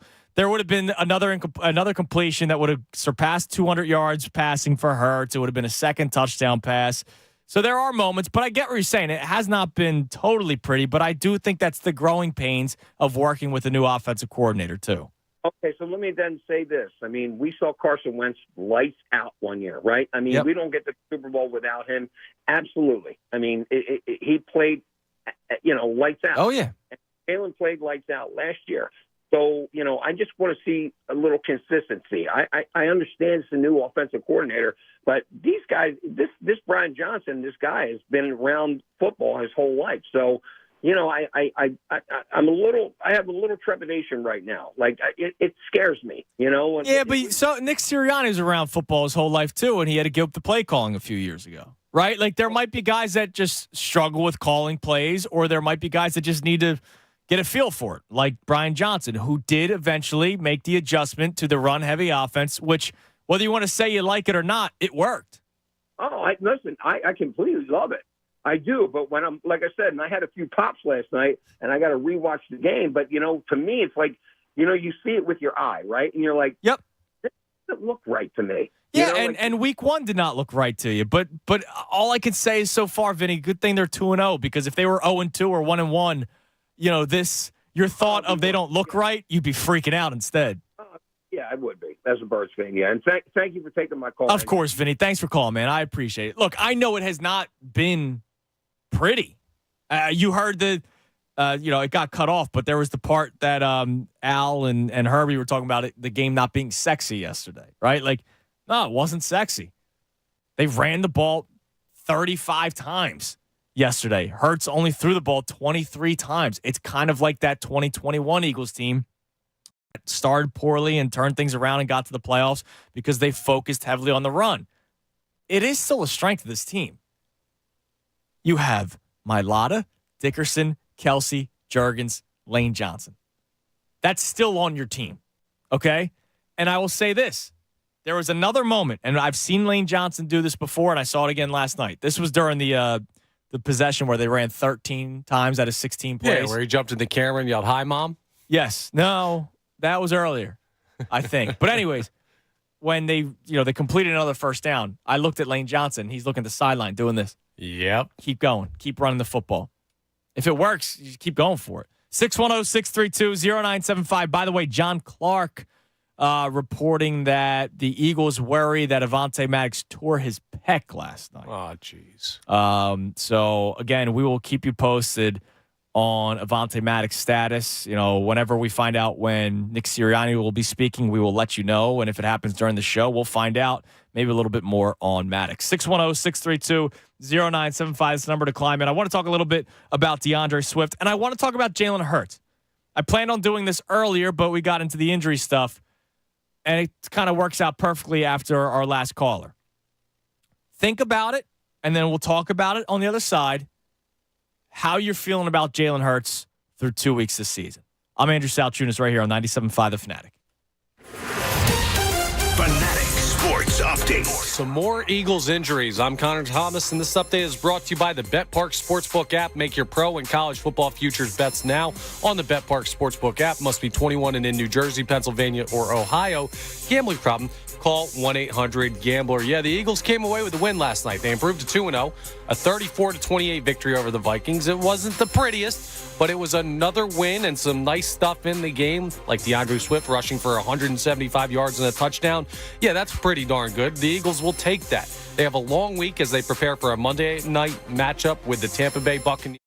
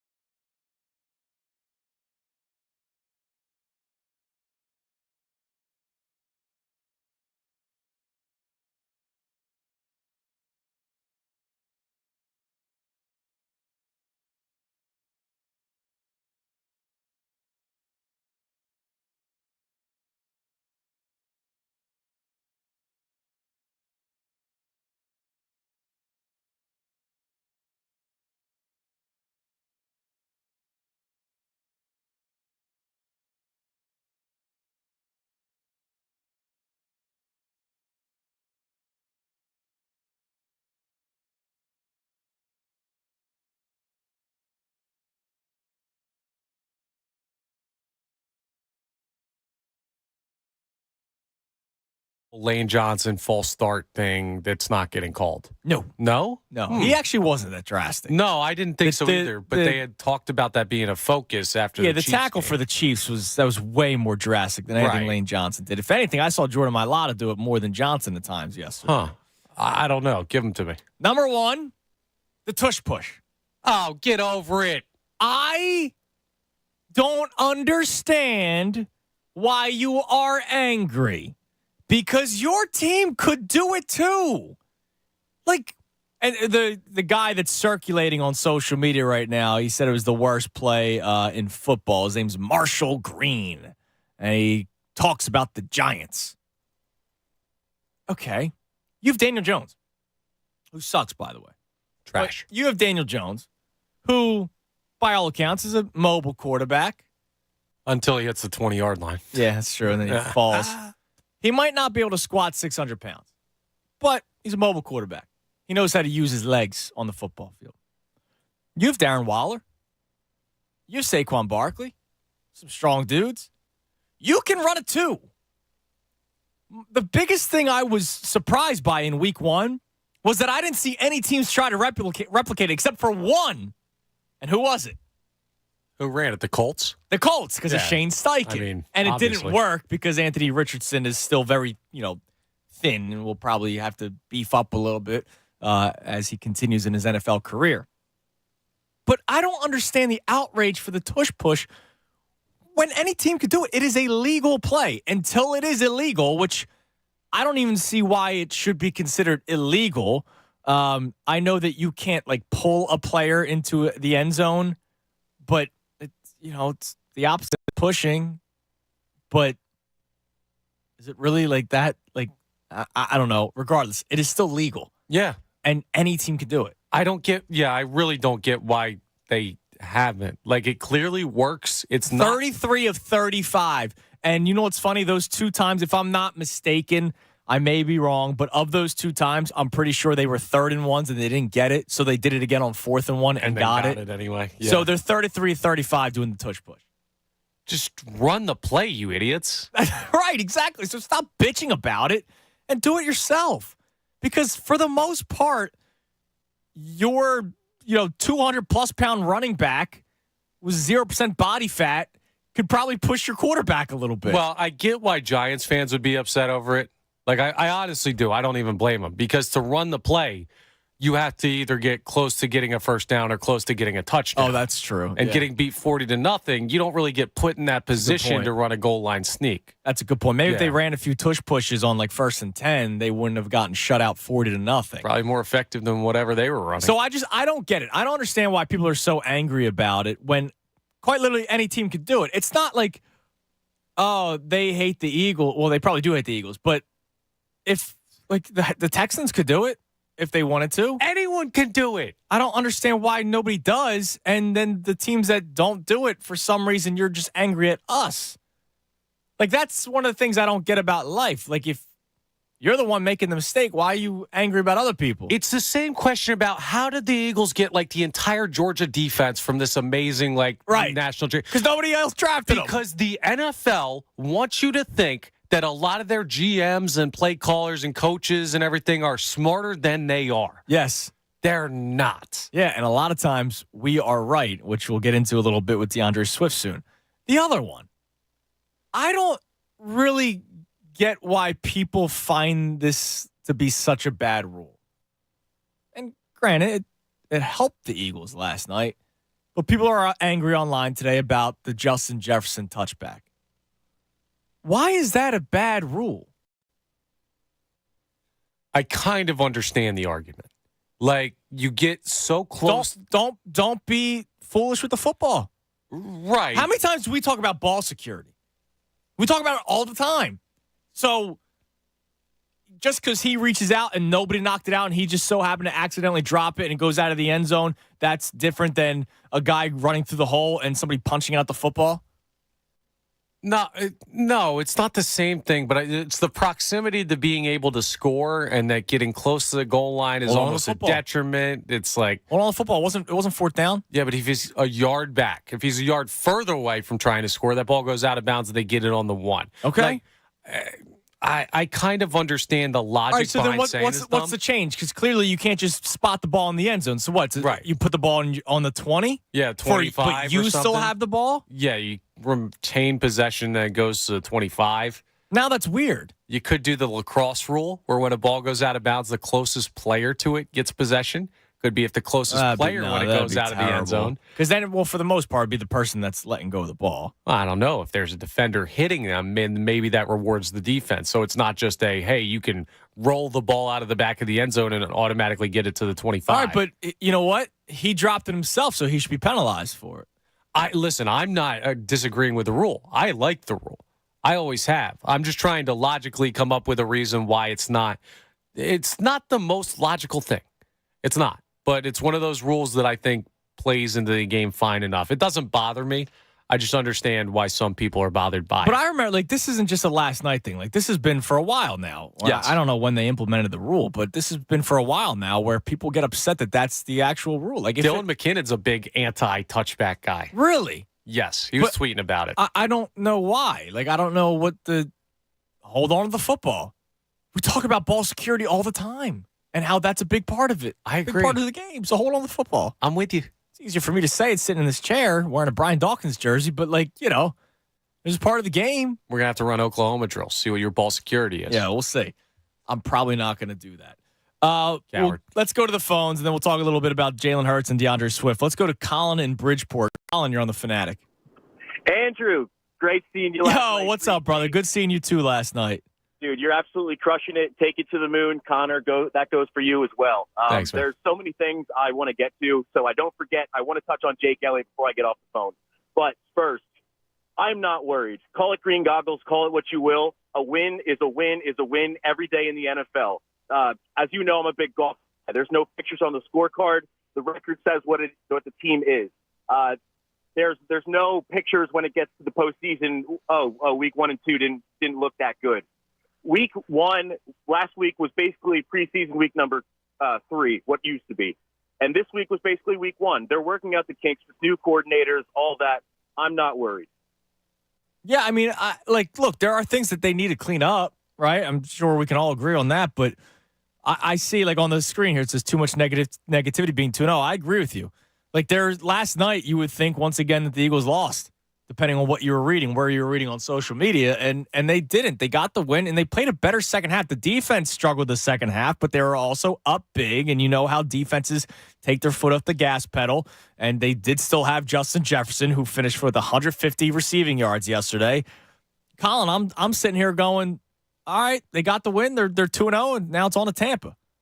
Yeah, there's definitely things they can clean up. The 3 teams in the AFC that everybody thought was world beaters in the Chiefs, Bills, and Bengals all could be 0-2 this week. So there's that. I don't know. Let's just be positive. Let's enjoy the win. But Jake Elliott, real quick, he might be – actually, I don't even think it's an argument anymore. He's the best kicker in Eagles history. Tyrone brought up a stat yesterday, and it's now been since updated because of last night. 56-yard field goals in Eagles history. Jake Elliott has 5 of them. David Akers has 1. Tony Franklin has the other. Wow. And now it's 6 and 8. And when was the last time Jake Elliott kicked a 61-yard field goal in week 2?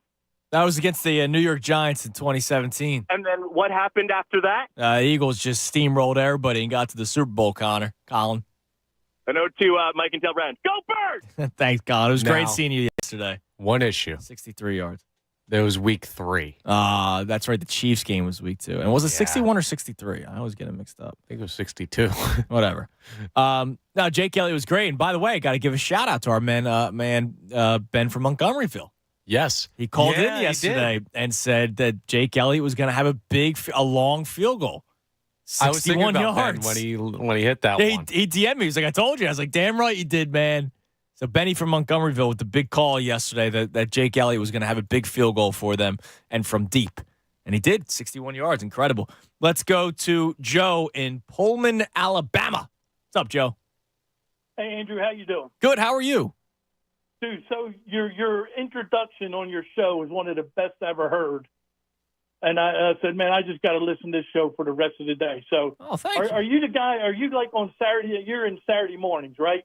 I used to be. I'm not. Now I'm doing pregame show for the station. Oh, man. Anyway, Yeah, you got us all fired up down here in Alabama during the run last year. But yeah, anyway. so that was me. Yeah, it was me and Jamie, and then it was me and Pat. But yes, Joe, I remember you calling in.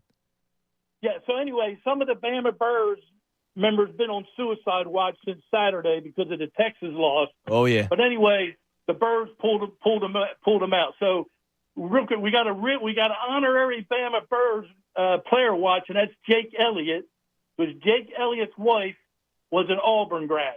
Oh, is that right?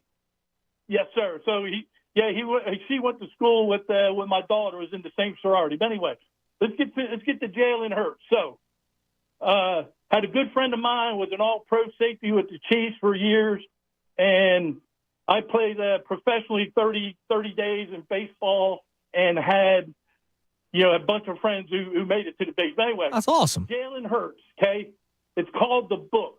In baseball, it's called the book. So his first year, he wasn't really impressive. His second year, it was lights out. So now people are starting to figure him out a little bit. You know what I'm saying? Yeah, he got the book on. It's like hitters in baseball, right? We've seen guys come up. We saw Reese Hoskins hit 17 home runs in like 25 games. Then he has the down year because Gabe Kapler completely screwed him up, but whatever. And then he's back to Reese Hoskins hitting 40 bombs. Right. So if you think there's not opposing coaches out there that can't figure out his, whatever you want to call it, what he likes to do and stuff like that, then, you got another thing coming to you. So now Jalen Hurts is going to have to adjust to the adjustments being made to him. Exactly. Joe, it's funny. So I have on my sheet here, I like to type out. I don't read a script to start the show, but I like to type out my opening thoughts just to kind of stir it in my head. And I wrote that obviously he was perfect last year, going to be hard to replicate. Still only made one really bad throw. Once the game plan adjusted, they couldn't be stopped. There will be growing pains with Brian Johnson. They are dealing with injuries, and there is more tape on this team. So tape. Correct. Exactly, man. Okay. So one more quick thing. Human nature, right? Whenever you feel under stress or you go, you got to go to that one thing that you can count on. And Jalen Hurts, that's Avante Smith. So sometimes it looks like, well, he's forcing the ball or that's all he throws to. Well, that's way back in his brain that he knows he can count on Avante Smith. Yeah, that's always a great connection. Joe, I appreciate the call. Great hearing from you, man. Having that quarterback to wide receiver connection, especially in a spot where you need it, that goes a long way for any quarterback, any receiver, any year in football, right? You see it all the time. The guy that you need the big play, you're going to find your go-to receiver, and you've been seeing that with Jalen Hurts and Avante Smith through the first 2 weeks. So let me ask you, Connor, what have your thoughts been on Jalen Hurts through 2 weeks so far this year? It looks like I truly buy into him saying that they're trying to figure out the identity of this team. Like, he's mentioned that twice in both post-game press conferences. I think he's uncomfortable with the progressions right now. Okay. I think the playmaking ability is still there. But I think the play calling and the progressions and going through a different style of offense. I don't know how different. I'm not that in the weeds with it to the point where I could say, oh, these are the clear differences in how they're calling and the vernacular. I don't know any of that crap. But it looks like that with Brian Johnson's new scheme, however it's changed, he's trying to handle that while also working through his progressions and is not doing a great job of it to this point. I took a caller on postgame last night that was like, does Jalen Hurts have the ability to look left? Like, does he have a neck injury that makes him not look to the left side of the field? I was like, well, the Devontae Smith touchdown was to his left, but still, it's just not getting through reads. And week one, we looked at that as Belichick might have taken some stuff away. Now, week two, maybe it was the blitz from Flores because he does blitz a lot. Maybe it was like not a lot of time in the passing game at points, but I think it's just a comfortability thing. He's winning football games. That's all you can really ask for. It doesn't have to be pretty to me.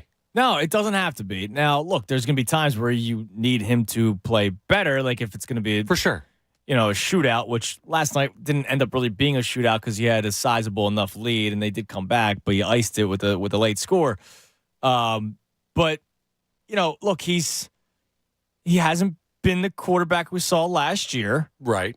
And I think that's fair to say without anybody getting upset. He's not as almost perfect as he was last year. And I wasn't expecting them to be almost perfect this year like he was last year. But yesterday was a much better day for him than week one. I'll ask you, if he plays the game he played in New England, like take the conditions out of it, whatever. Bottom line, you just take that game and superimpose it over the Vikings game that they played. I don't think they win that football game last night. No, I don't think so either. That's an improvement. Yeah, I don't care about the quality of opponent. That's a different argument. Yep. I think he played better last night. Step in the right direction. Yeah. He's growing too. Like the offense coordinator change is not easy on anybody. No. And I'm not saying he improved to now all of a sudden he's Hall of Fame. No. From week 1 to week 2, but he did make a slight improvement from week 1 to week 2, and you hope that just continues once they get to Tampa. And that was in 3 days. Yeah. Yeah, that was in 3 days. Yeah, that's 10. another thing. And I've talked about it a few times. Sometimes it seems like I was the only one watching a game with rain against the Patriots. And sometimes it feels like people think yesterday was Sunday. It was a short week. That is something to, consider when it comes down to it. Let's go to Jim on the cell. Jim, you're on the Fanatic. Hey, Andrew, how you doing today? Jim, what's up, dude? You might know me a little bit better as Pop Pop when I've emailed you. Oh, yeah. What's up, Jim? How you doing? Really good. Listen, a couple things. I coached a lot of football for about 50 years, and I think there's some clarifications. One is on the tush push. They just allowed that a couple of years ago. Mm-hmm. You were never allowed to push a runner from behind. Right. That was something that because they couldn't figure out whether a big fat offensive lineman who actually had his hand on the back of a player or not. So they just decided not to call it anymore. And you know what? The Eagles are the only team that are utilizing it. I know. But, you play by the rules, right? Yeah. The other one is on the touchback. I'm not 100% sure, but I think way back, teams used to try to fumble the ball forward near the goal line and hope that one of their other players would fall on it and get a touchdown. Yeah. So they said, no. If you fumble one into the end zone and it goes out of the end zone, the ball's going to the other team. So that's my best guess. Yeah, I'll have to look that up during the break, what the genesis of the rule. Like, I know the fumbling forward rule has been around for a while because correct. You're making it's almost like an advantage for you. Yeah, the holy roller. I know. But yeah, I'll have to look up why the touchback rule is in place. But I don't understand why people hate the rule so much. No, it's part of the game. What are you going to do? Listen, I don't want to tie you up. Love hearing from you. Love everything you're doing there. Keep it up. Thanks, Jim. Thanks, Pop. Right, I appreciate the call. Yeah, Jim emails me a lot. All kinds of stuff. Life, sports, and it's Pop. He's Pop in the email. Nice. So I got an Uncle Frank from doing this, and I have another Pop. You got a big family. Love that. Exactly. 610-632-0975. We have 2 open lines. I do want to talk about DeAndre Swift a little bit more because he had an incredible game last night, and it just makes me think, what the hell? Like, what did we miss? Or no, I'm sorry, not we. Let me make that clear. Not we. What did they miss week 1? Especially everything through training camp was that DeAndre Swift was so explosive and did so many things. They were so excited for him. And then all of a sudden they just didn't use him in week 1, which was very strange to me. It's a Football Friday. Football Fridays on the Fanatic, presented by Pump Man Philly. For 24/7 emergency repair or pump replacement, count on Pump Man Philly, the guys know to fix your flow. You can climb in at 610-632-09.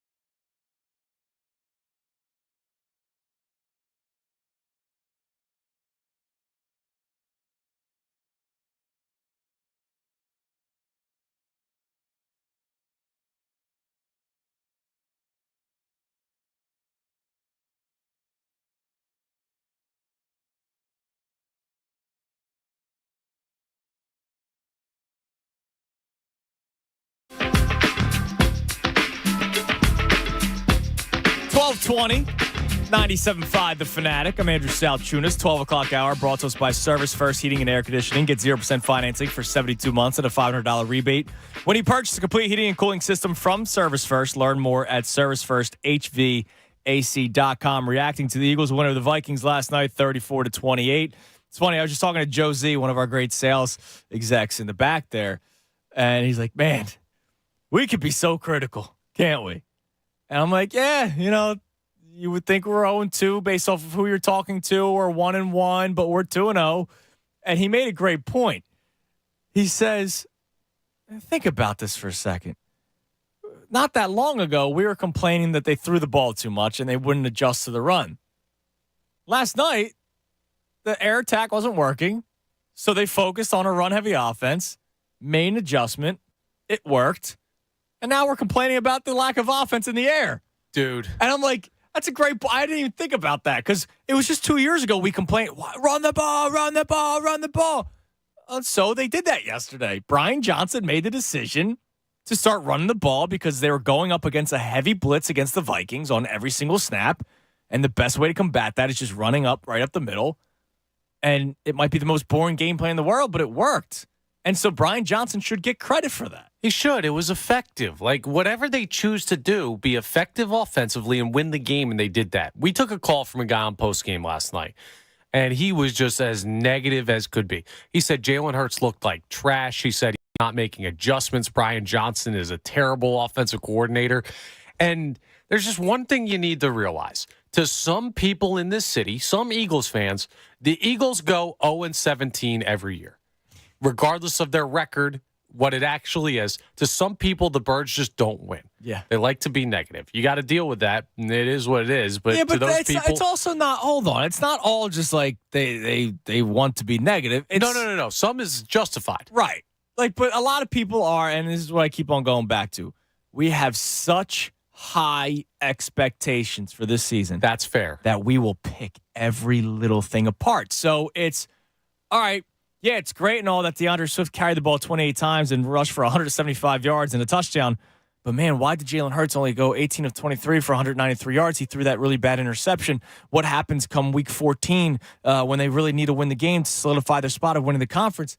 Like, that's where we're at. I get that. And Those it's going to be like this wrong. all season long. Yeah, the expectation should be high for this team. And holding them to a higher standard is not a bad thing. I'm just saying that, I don't know, maybe it's like 1 to 3% of fandoms. You're just not ever going to please them regardless of what you do.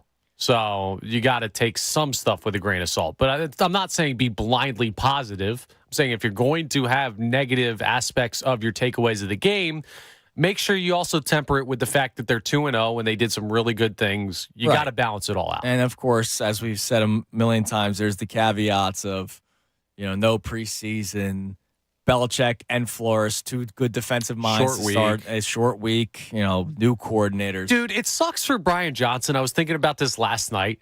Like, the whole blitzing, like 50% of the plays, it's like running a full court press in basketball, the full game. Yeah. Like, you're going to beat that team. Like, there's a way to break the press, and if you do that effectively, like, there's a rather simple way strategically to beat that, but it's annoying as hell.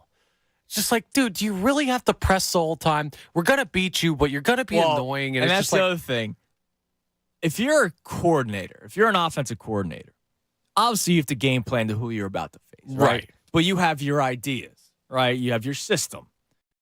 And for the most part, the defenses nowadays aren't blitzing that much. Right? Like defenses, like what we saw out of Jonathan Gannon, what we're seeing so far from Sean Desai. Watch the rest of the NFL. It's pretty similar.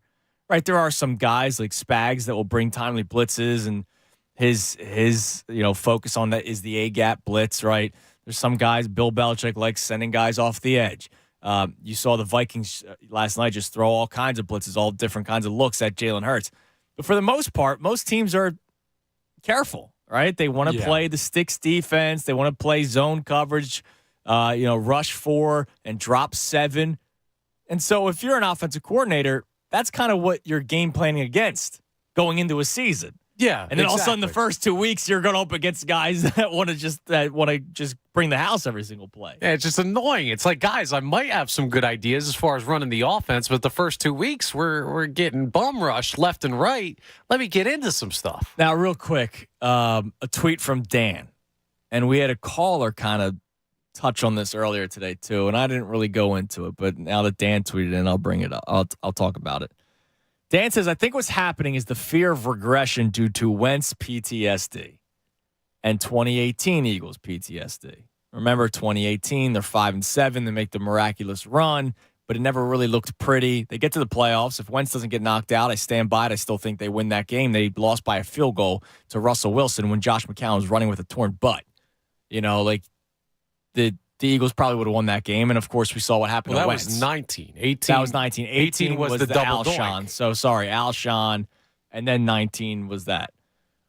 He said the season is young. Coordinators are new. They'll adjust and get it figured out. So, Dan's, like, confident. Right. But there might be something there. We had a caller mention it earlier. Like, I saw Wentz play out of his mind. They win the Super Bowl. They don't win without him. And then he's not the same afterward. Guess what? That situation's so much Carson different. Wentz is a mentally broken individual. He is. Like, he is. He just, and I mean it in a football sense. I don't mean it as a person. I'm sure he's a nice guy, whatever, all this stuff. He couldn't command the locker room, couldn't handle a backup being there, couldn't handle the pressure of being in a city like Philadelphia more than the games where they loved him. Jalen Hurts is not that guy. He's not. He's as mentally strong as they come. He's as focused as they come. He's as hardworking as they come. His teammates love him. Like, it's not the same thing. DeAndre Swift. I want to talk about this for a minute before we get back to the phones. We kind of talked about it earlier, but I just want to bring it back up. I'm still shocked that he could have one carry week one and 28 carries yesterday for 175 yards. I don't think he'll have 28 carries for 175 yards every single week. But if you bring it back down to, 15 to 20 touches, and maybe he has close to 100 all-purpose yards between his receptions and then obviously on the ground as well. And then you still mix in Gainwell and you mix in Boston Scott. It's a nice little recipe. Connor, as the Kenneth Gainwell man here at the Fanatic, what did you see going into week one that you would want Kenneth Gainwell to be your lead back? And are you now changing your opinion a little bit after what you saw last night? I don't know. I really don't know where I stand on this whole thing. So here's where I stood on the Kenneth Gainwell stuff. Last year, during the postseason run and late on in the season, I thought he showed some really good flashes of what he could be. All right. He has a good college resume when he came in here. I mean, Tony Pollard, who Ezekiel Elliott is in New England because Tony Pollard is the guy in Dallas now, was Kenneth Gainwell's backup in college. Like, he comes with a bit of a pedigree. And I liked the flashes, and I heard a bunch of good stuff from beat reporters and everything during the offseason. I'm like, oh, wow, I really get the sense that the Eagles like him. It's not so much that I like him. I saw enough to understand why they would, but I also trust this staff and this organization a lot when it comes to player evaluation. So if they say they like somebody, I'm like, okay, I'm all in. And then he gets the touches week one, and I'm like, okay, I trust them to show it off. And he looked okay to me against the Patriots, not great. Swift looked way better. Now, was it the Minnesota Vikings defense is not as good as the Patriots? The offensive line got after it more. The conditions were better. Like, it is a one-game sample size for each. But I'm not going to stand here and tell you DeAndre Swift didn't look way better. So, I don't know. It's just like everything. Like, he was so much more explosive. And that's what I go back to Kenneth Gainwell with. I think he's a good back. Right. But he doesn't do anything exceptional. He doesn't do anything elite, right? Except maybe pass I think pro. it's too early to really say that. Yeah, but what did you see last year? Like, I saw some good runs. Yeah, but you had a lead back last year. Okay. Like, given the opportunity. Does Kenneth Gainwell scream lean back to you? Because he does not scream lead back to me. No, but I think he's got a talent level where I want to see more of it. That's the thing. Like, I'm not all in on Kenneth Gainwell. I thought they were all in on Kenneth Gainwell to be the lead back in this rotation. Well, and they were, clearly, week one, until he got hurt. And for that reason, I said, okay, I'm all in on seeing what the kid's got. But now you do have to reevaluate with what you saw from DeAndre Swift. I would have loved to see a balance between the two of them. Yes, and I think you will. Like, I think that's why I said it goes back to like 15 to 20 touches. I mean, this is a good thing. It's like a starter in baseball going out and throwing 8 no-hit innings, and then the next guy comes out and throws a perfect game. And Kenneth Gainwell's first game wasn't that good. But the point is, you're not talking about, well, we have a starting pitching problem. Look, it's not even a Kenneth Gainwell thing. It's also just how did they only let DeAndre Swift touch the ball once? Exactly. That I don't get. That was so weird to me. Yeah, I'm not. I said that, but we all said it. Yeah. Not just me. Richard, Jeff, and George, who we're about to get to on the phones.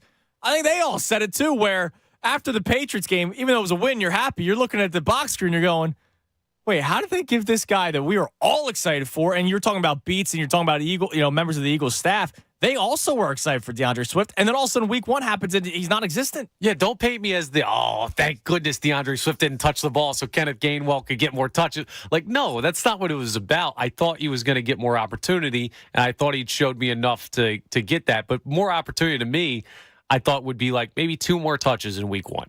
DeAndre Swift being non-existent is nonsensical. But it appears that the injury forced them to come to their senses, and now there's no going back on that, right?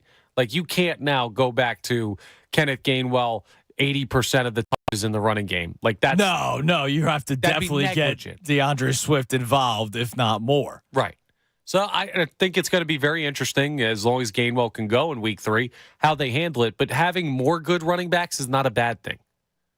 No, it's not. The running back by committee is such a big deal in the NFL nowadays. And if you can have multiple backs that can, change of pace, power back, blah, blah, all that's important. 610-632-0975. We have a couple open lines. Let's go to Richard in Tampa. Richard, you're on the Fanatic. Hey, what's going on, guys? What's up? Hey, nothing much. Last night's game was crazy because, like you guys said earlier, people complain about the Eagles don't run the ball.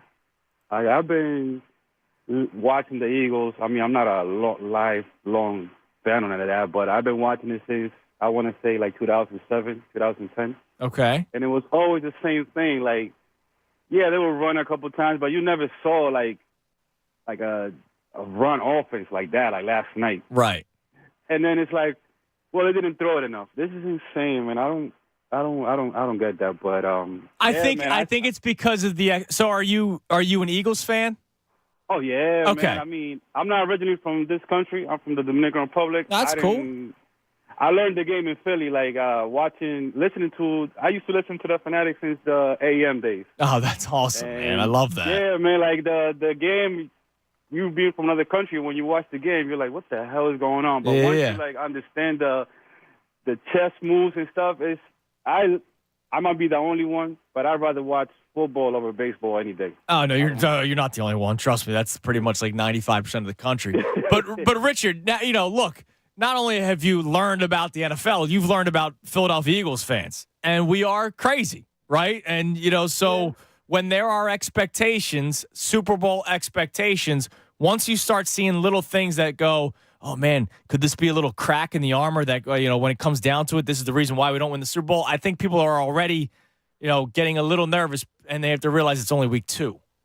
Right, but I understand, for example, if last night you say, look, that secondary looks suspect, that's a concern because they do. I mean, I don't know. I also see the defensive line, they're not getting the sacks. You don't see that. They're getting some pressure, but you don't see them Kirk Cousins, he should have got at least 4 or 5 sacks last night. Yeah, especially because they had their center out, and Darisaw was battling with that left tackle, the left tackle with the ankle injury, and they did get to him. They did get to him a couple of times, Richard. And thanks for the call, man. It's great talking to you. And I love that he picked Philadelphia. I love that he picked the Eagles. Great choice by him. But they weren't going to have 70 sacks this year. No, it's like the Jalen Hurts conversation we had earlier this week. I kind of expected Jalen Hurts to not be as incredible as last year. Still a franchise top 7 quarterback.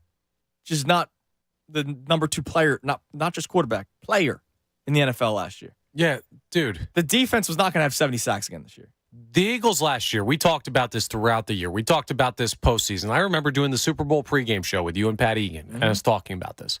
Is this the best roster in the history of the franchise? Right. Is this the best season in the history of the franchise?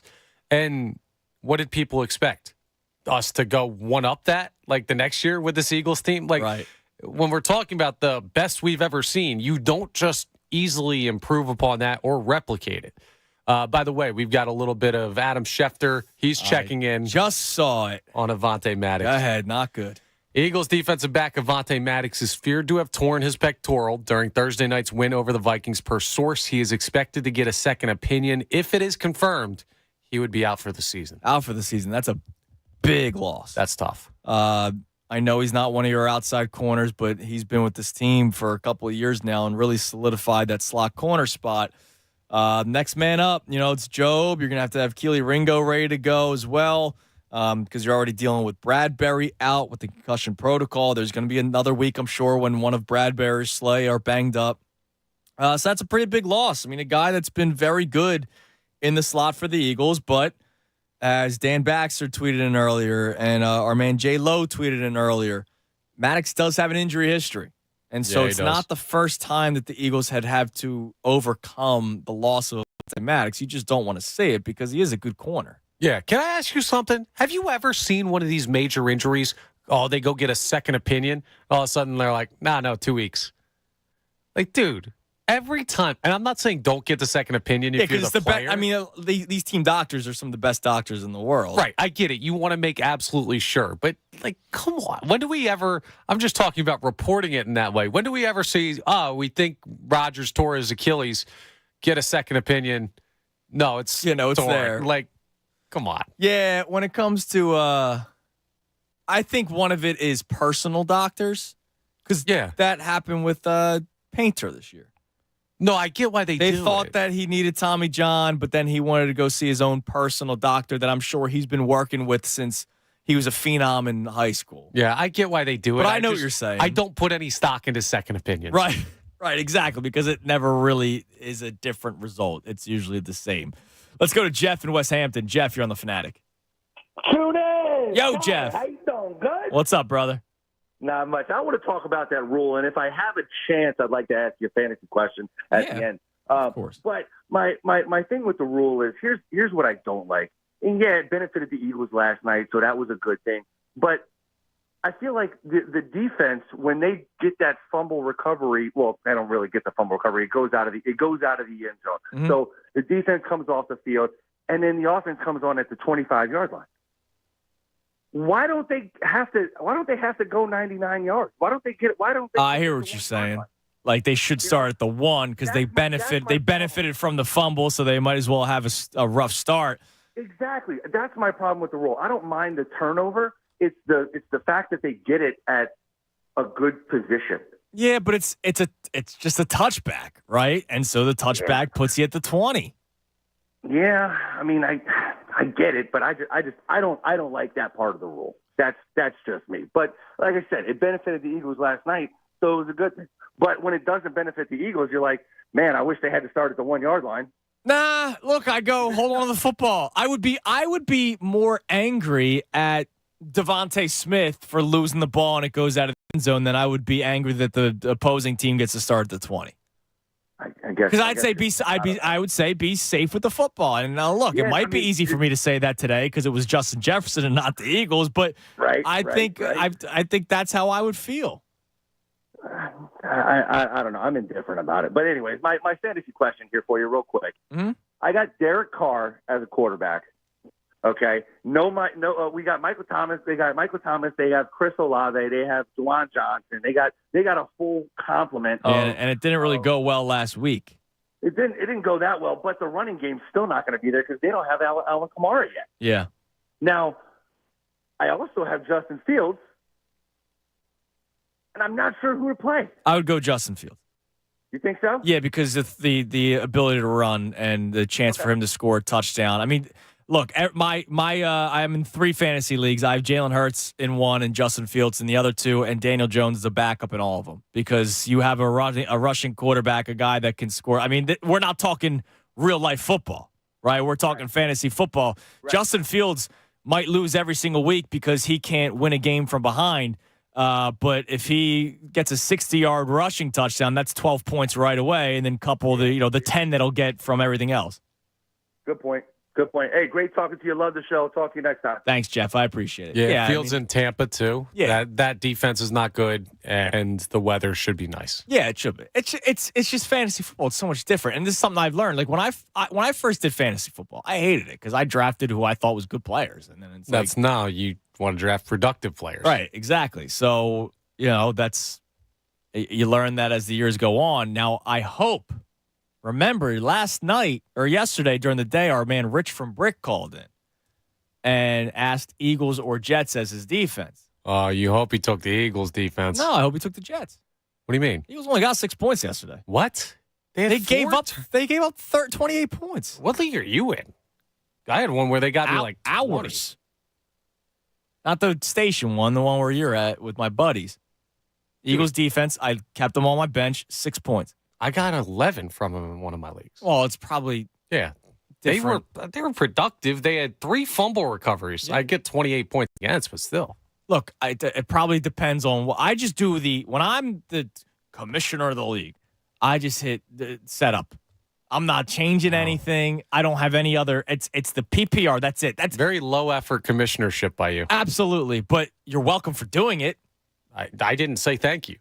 I want to see you make some scoring adjustments, Salchunas. I'm not doing that. It's over. I can't do it anymore. I don't think you can make those changes.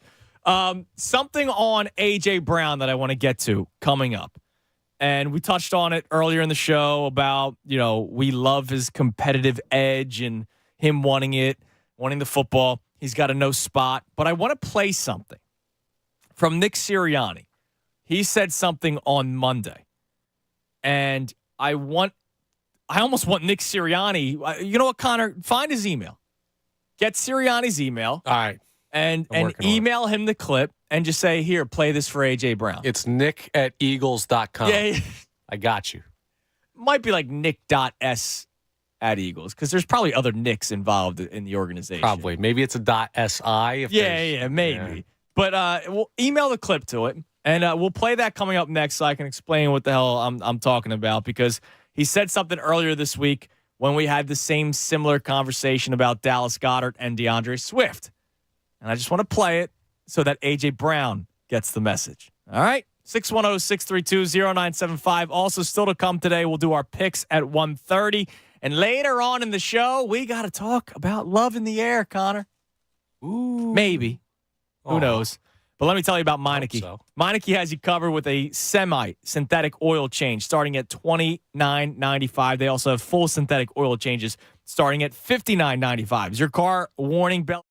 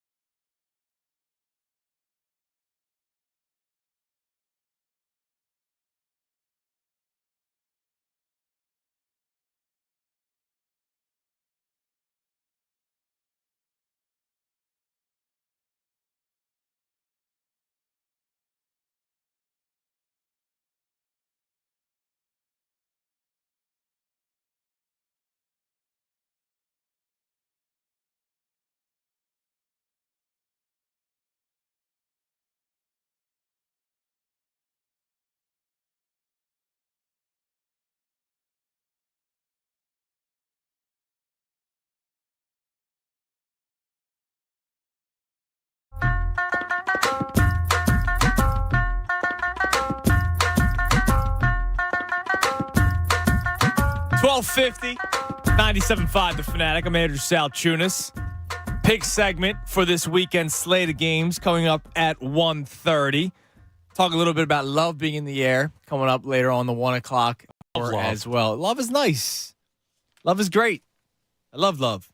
And I'll get to a couple calls in a second, but I want to talk about this real quick with A.J. Brown. So, A.J. Brown, will make it clear again, I love that he wants the football, right? I love that he was upset that he thought he could have helped the team out more.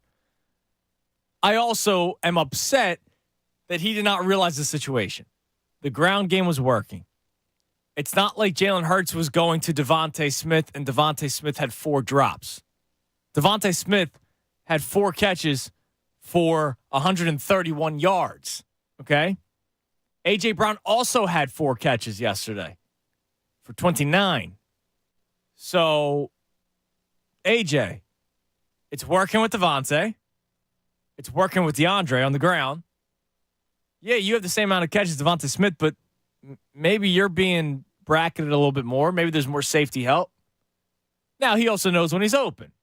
And there was the one interception by Hurts yesterday, awful throw, to Devontae Smith, double coverage, where it looked like A.J. Brown was open, or at least you could have thrown him open because he was, already past the first level. Yeah, like he was there. Okay, but that was in the first half, the interception. The argument happened in the second half, or whether it's an argument or just passion between friends, which Jalen Hurts and A.J. Brown are.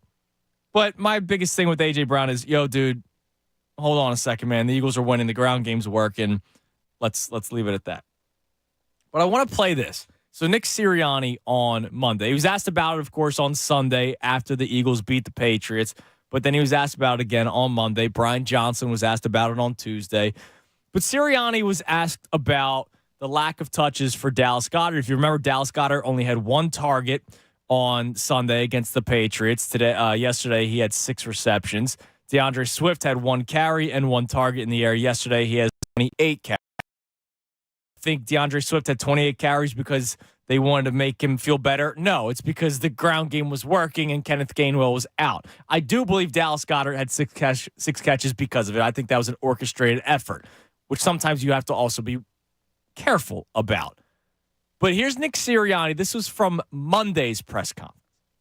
Sometimes it's what the defense is doing. And, yeah, you never want it to happen, but it does. I said to our coaches, not like we were throwing it to some bums on the outside. We were throwing it to A.J. Brown and Devontae Smith. And so, you want to. You make it part of your plan to get to them. But sometimes defense takes it away. Sometimes, it's just the way the flow of the game's going. And, again, like I said, I know how those touches worked out for those guys yesterday, but we were also getting it to guys that we felt like it could change the game as well, and prove over time that they can change the game also in AJ and Devontae. So the part I'm really focusing on is the bums part, right? And so it was funny. Yesterday I played that clip during pregame. So this is before anything had happened, and I talked about how he's right. Like, we shouldn't be on Nick Sirianni saying, oh, my God, how did Dallas Goedert not have a single catch? It's not like it was T.O. had 0 catches, but Pinkston, Thrash, and Freddie Mitchell each had 6 receptions, right? Like, no. They threw it to A.J. Brown, Devontae Smith last week. But I almost want A.J. Brown to hear that clip, which is why I told you to find Nick Sirianni's email. Or you could just DM it to A.J. Brown. I don't know if his DMs are open. I could try. It's not like Jalen Hurts was throwing it to Quez Watkins and Zacchaeus. He was throwing it to Devontae Smith, who finished with over 131 yards. And then when he did not throw the ball, they were handing it off 28 times to DeAndre Swift for 175 yards and 5 times to Boston Scott, who had 40. So maybe there was a moment where, look, Hurts carried the ball 12 times. It wasn't all design runs. Maybe there was a moment where he tucked when he should have looked downfield to A.J. Brown. Maybe that's what it was. Like, there was probably a moment. There's probably a moment that set A.J. Brown off. So, and I'm sure he'll talk about it at some point, or maybe Sirianni, whenever he does speak, maybe he'll know more about it. I know he said his conversations are private, so he's not going to say anything. But maybe they might be able to just give a little bit more information as to what made A.J. Brown so upset. But A.J. Brown needs to realize, yeah, dude, you're a hell of a receiver. And you could make the case that you are the best receiver on the team. But it isn't a drop-off of T.O. to Pinkston. It's A.J. Brown, Devontae Smith, 1A, 1B. And just last year, we saw Devontae Smith not do anything the first week and then had a huge week 2. A.J. Brown had a decent week 1 with the elements. Week 2, yeah, he didn't do much last night, but the Eagles won, and there was other things that was working for him. Now, my question is do you have to almost be careful when it comes to this orchestrated effort? Because you knew Dallas Goedert was going to get the ball a lot yesterday. And he wasn't effective. 6 catches, 22 yards. They tried doing like the slip screens with him and get it out to him with blockers in front of him. It's almost like they're forcing it so much to him that it wasn't even good plays. Yeah, I totally get what you're saying. I felt that too. I think it depends on the opponent and the situation. I think so. Like for example, Tampa Bay is not a good football team. No, you're going to go down there on Monday night, another primetime game, but a long week leading up to it. You're hopefully going to be healthier. You're going to have a lot of time to work on stuff. Like, I think if you come out in the first quarter and you're just immediately trying to get the ball to A.J. Brown, I think in that situation, that's fine. Where it becomes an issue is that the third quarter of a tight game against the Chiefs, A.J. Brown said something about he didn't give enough touches, so you're not looking anybody else's way. Like, there are times where a team as talented as the Eagles can get away with it, I should say. Now, is it worth it to do that just to prove a point to your players? That's a different argument. Like, maybe not, but I don't think it'll kill them. Like, the Dallas Goedert thing didn't kill him yesterday. Right. Did it look forced? Yes. It looked forced. But they won the game and anyway, because they're better than the Minnesota Vikings easily. So I don't know. It's a tough. They got to balance that and figure that out. It's a lot of mouths to feed. Yeah, it is, and they should realize this. Right, that's the easy way to handle all this. Just don't complain. Like, don't cause a problem so that your coaches don't feel the necessity to try to work you into the game plan more because you're already a part. Like, DeAndre Swift did not come out and complain between week 1 and week 2 about the amount of touches. No, he was asked about if he heard Sirianni's comments about DeAndre Swift needing more touches, and he did say, no, I didn't. But then when they told him the comments, he said, well, I'm glad to hear what he said. Right. Because he probably was upset, but he didn't make a big public stink about it. And it's not, A.J. Brown didn't go to the media. No, that's the thing. It just happened. It's on the sideline in the heat of the moment, but you got to realize cameras are on you. And Tyrone Johnson's right about one thing, or you're going to hear coming up at 2 on the best show ever.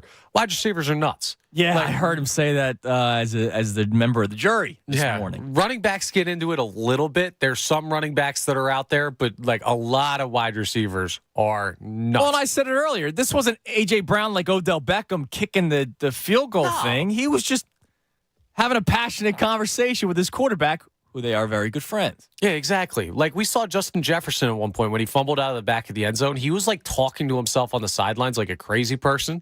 Like, it happens. These guys they're spotlight guys. You want to play a skill position in the NFL. Part of that comes with ego. It's the same thing as playing quarterback. It's the same thing as anything in sports where you're a focused player. So it's going to happen, but I firmly believe in the relationship between A.J. Brown and his quarterback. That goes for anyone else at any point who's like, I'm not getting enough touches. And also, Sirianni and the head coach, like the coaching staff in general, this team is just so ironclad with their locker room that I'm not worried about it continuing to be a problem. Okay.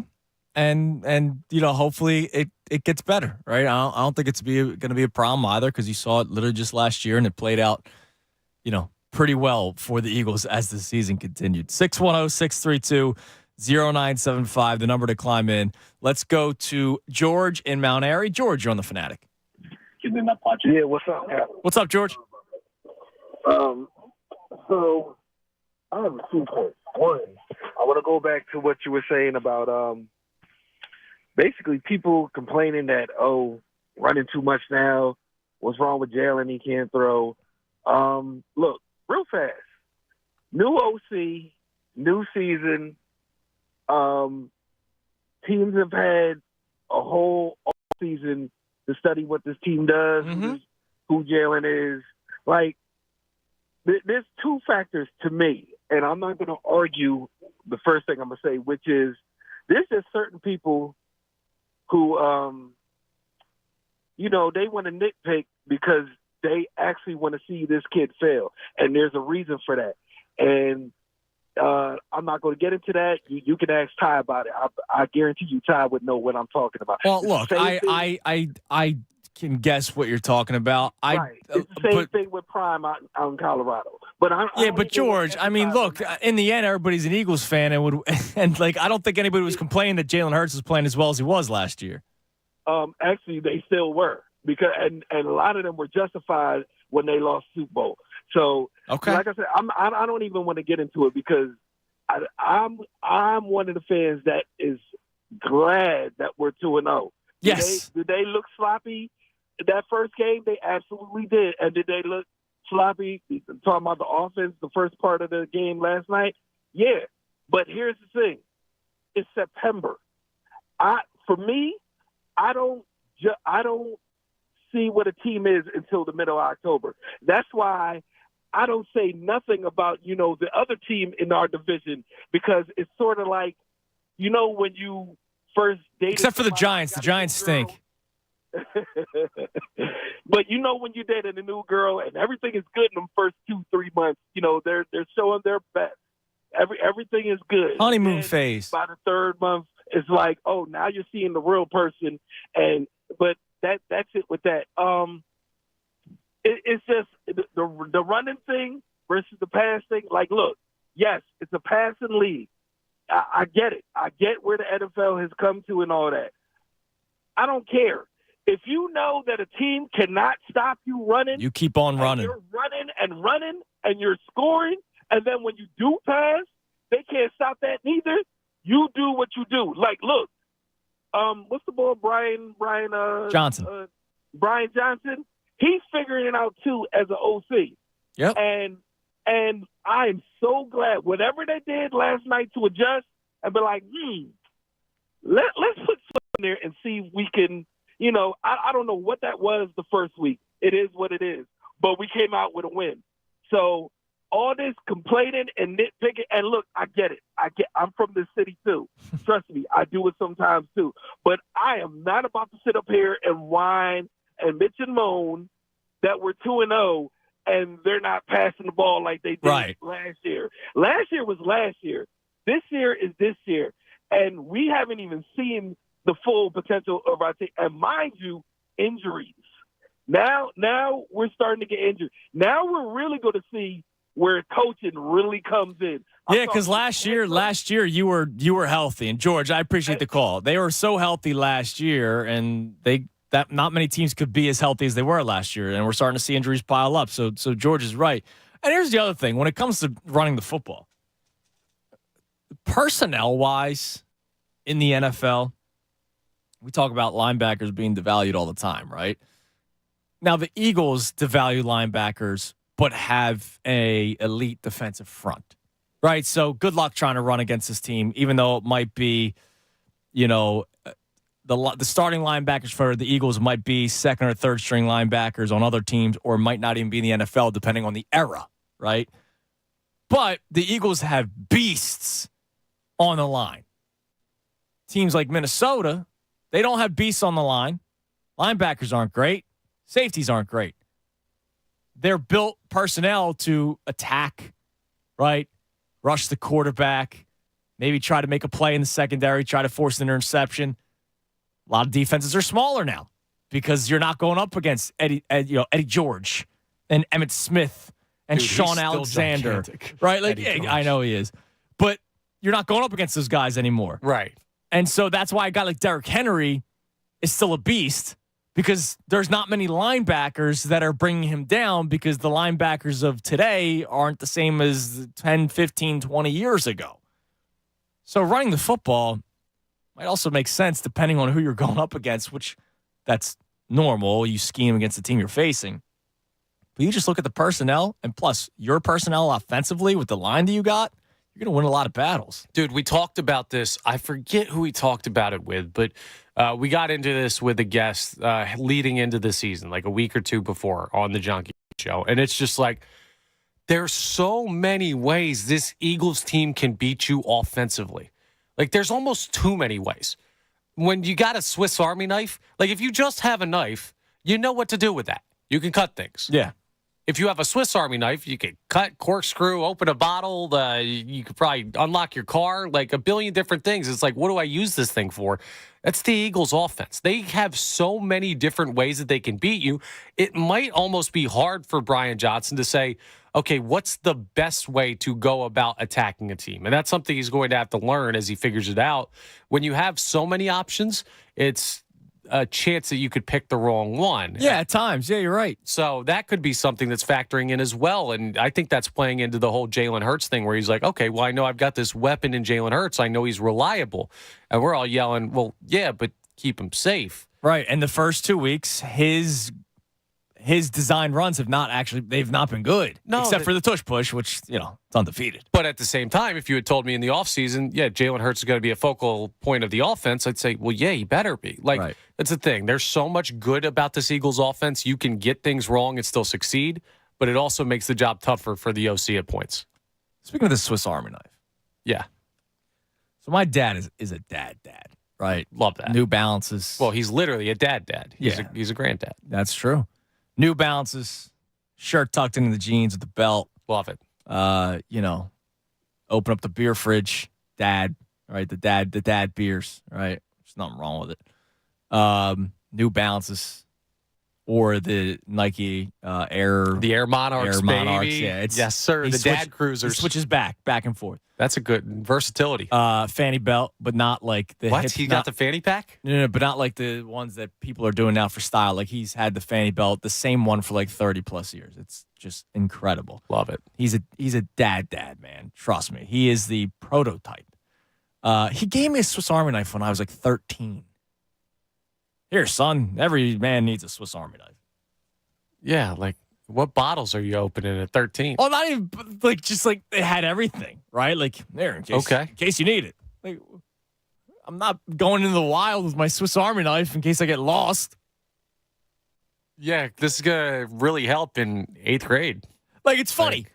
One of the greatest gifts he's ever given me was when I first graduated college for my birthday. He gave me a toolbox with. Oh, that is clutch. Though. Every, obviously, like I don't have every tool in the world, but like the essentials, right? Like that's actually a great gift that I would suggest if anybody is a parent out there that has a kid that's like about to move out or their final year of college or whatever.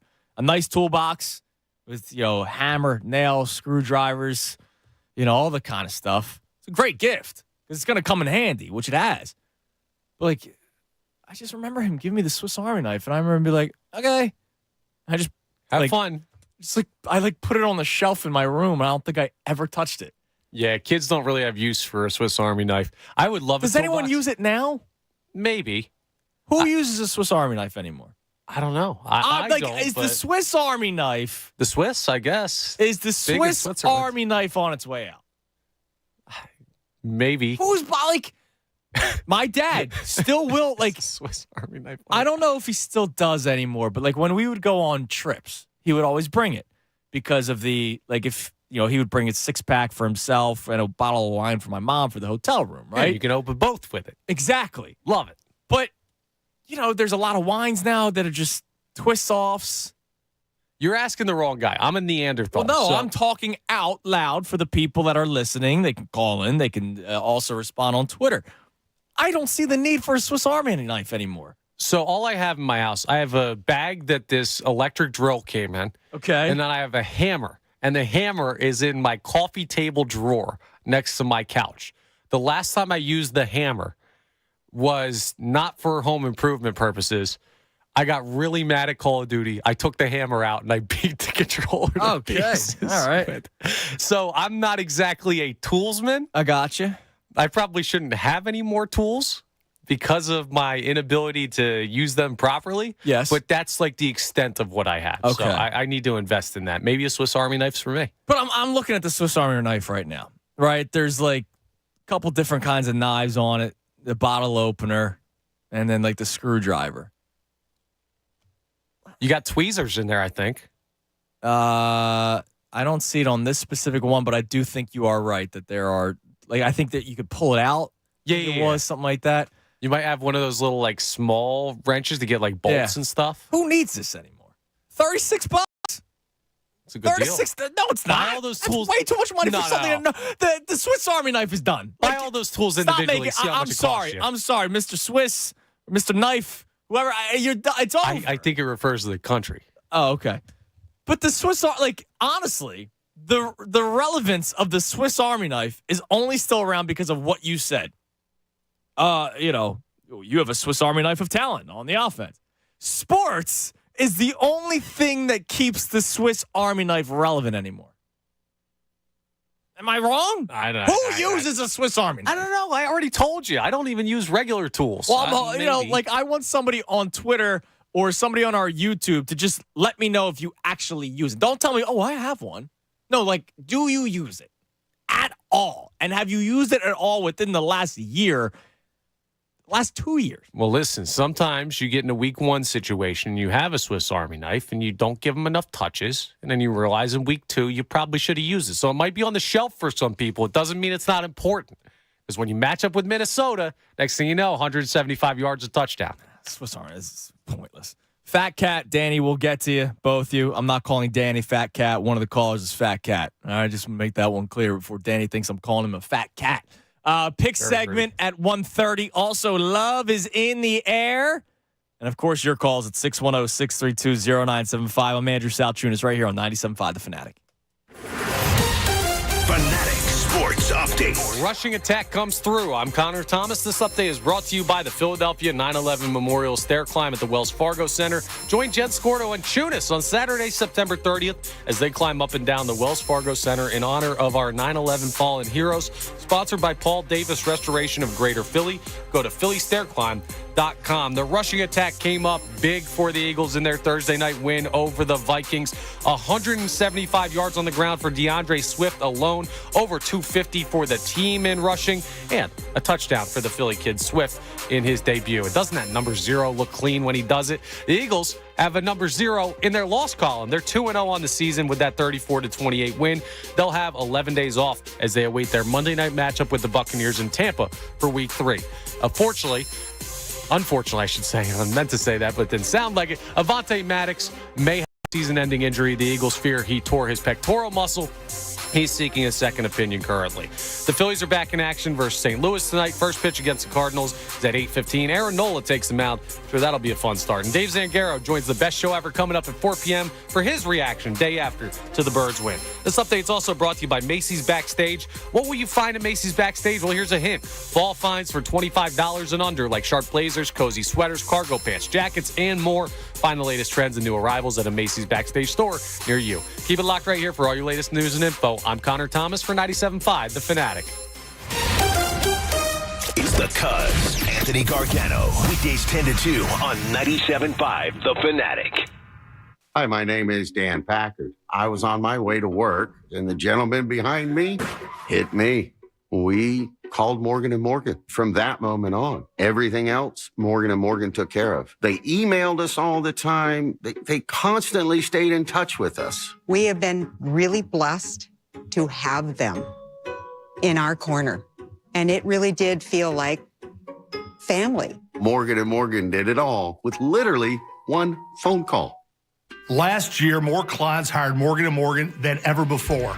With over 2 million phone calls last year alone, more people in more cities across America want more Morgan & Morgan. When you hire Morgan & Morgan, you're also hiring a family business. And after 35 years, we now have more offices, more staff, and more lawyers than any other injury firm in the world. Protecting America, fighting for you. Visit forthepeople.com for an office near you. Hey, I'm Andy. If you don't know me, it's probably because I'm not famous. But I did start a men's grooming company called Harry's. The idea for Harry's came out of a frustrating experience I had buying razor blades. Most brands were overpriced, overdesigned, and out of touch. At Harry's, our approach is simple. Here's our secret. We make sharp, durable blades and sell them at honest prices for as low as $2 each. We care about quality so much that we do some crazy things, like buy a world-class German blade factory. Obsessing over every detail means we're confident in offering a 100% quality guarantee. Millions of guys have already made the switch to Harry's, so thank you if you're one of them. And if you're not, We hope you give us a try with this special offer. Get a Harry starter set with a 5-blade razor, weighted handle, shave gel, and a travel cover. All for just $3 plus free shipping. Just go to harrys.com and enter code JOY at checkout. That's harrys.com, code JOY.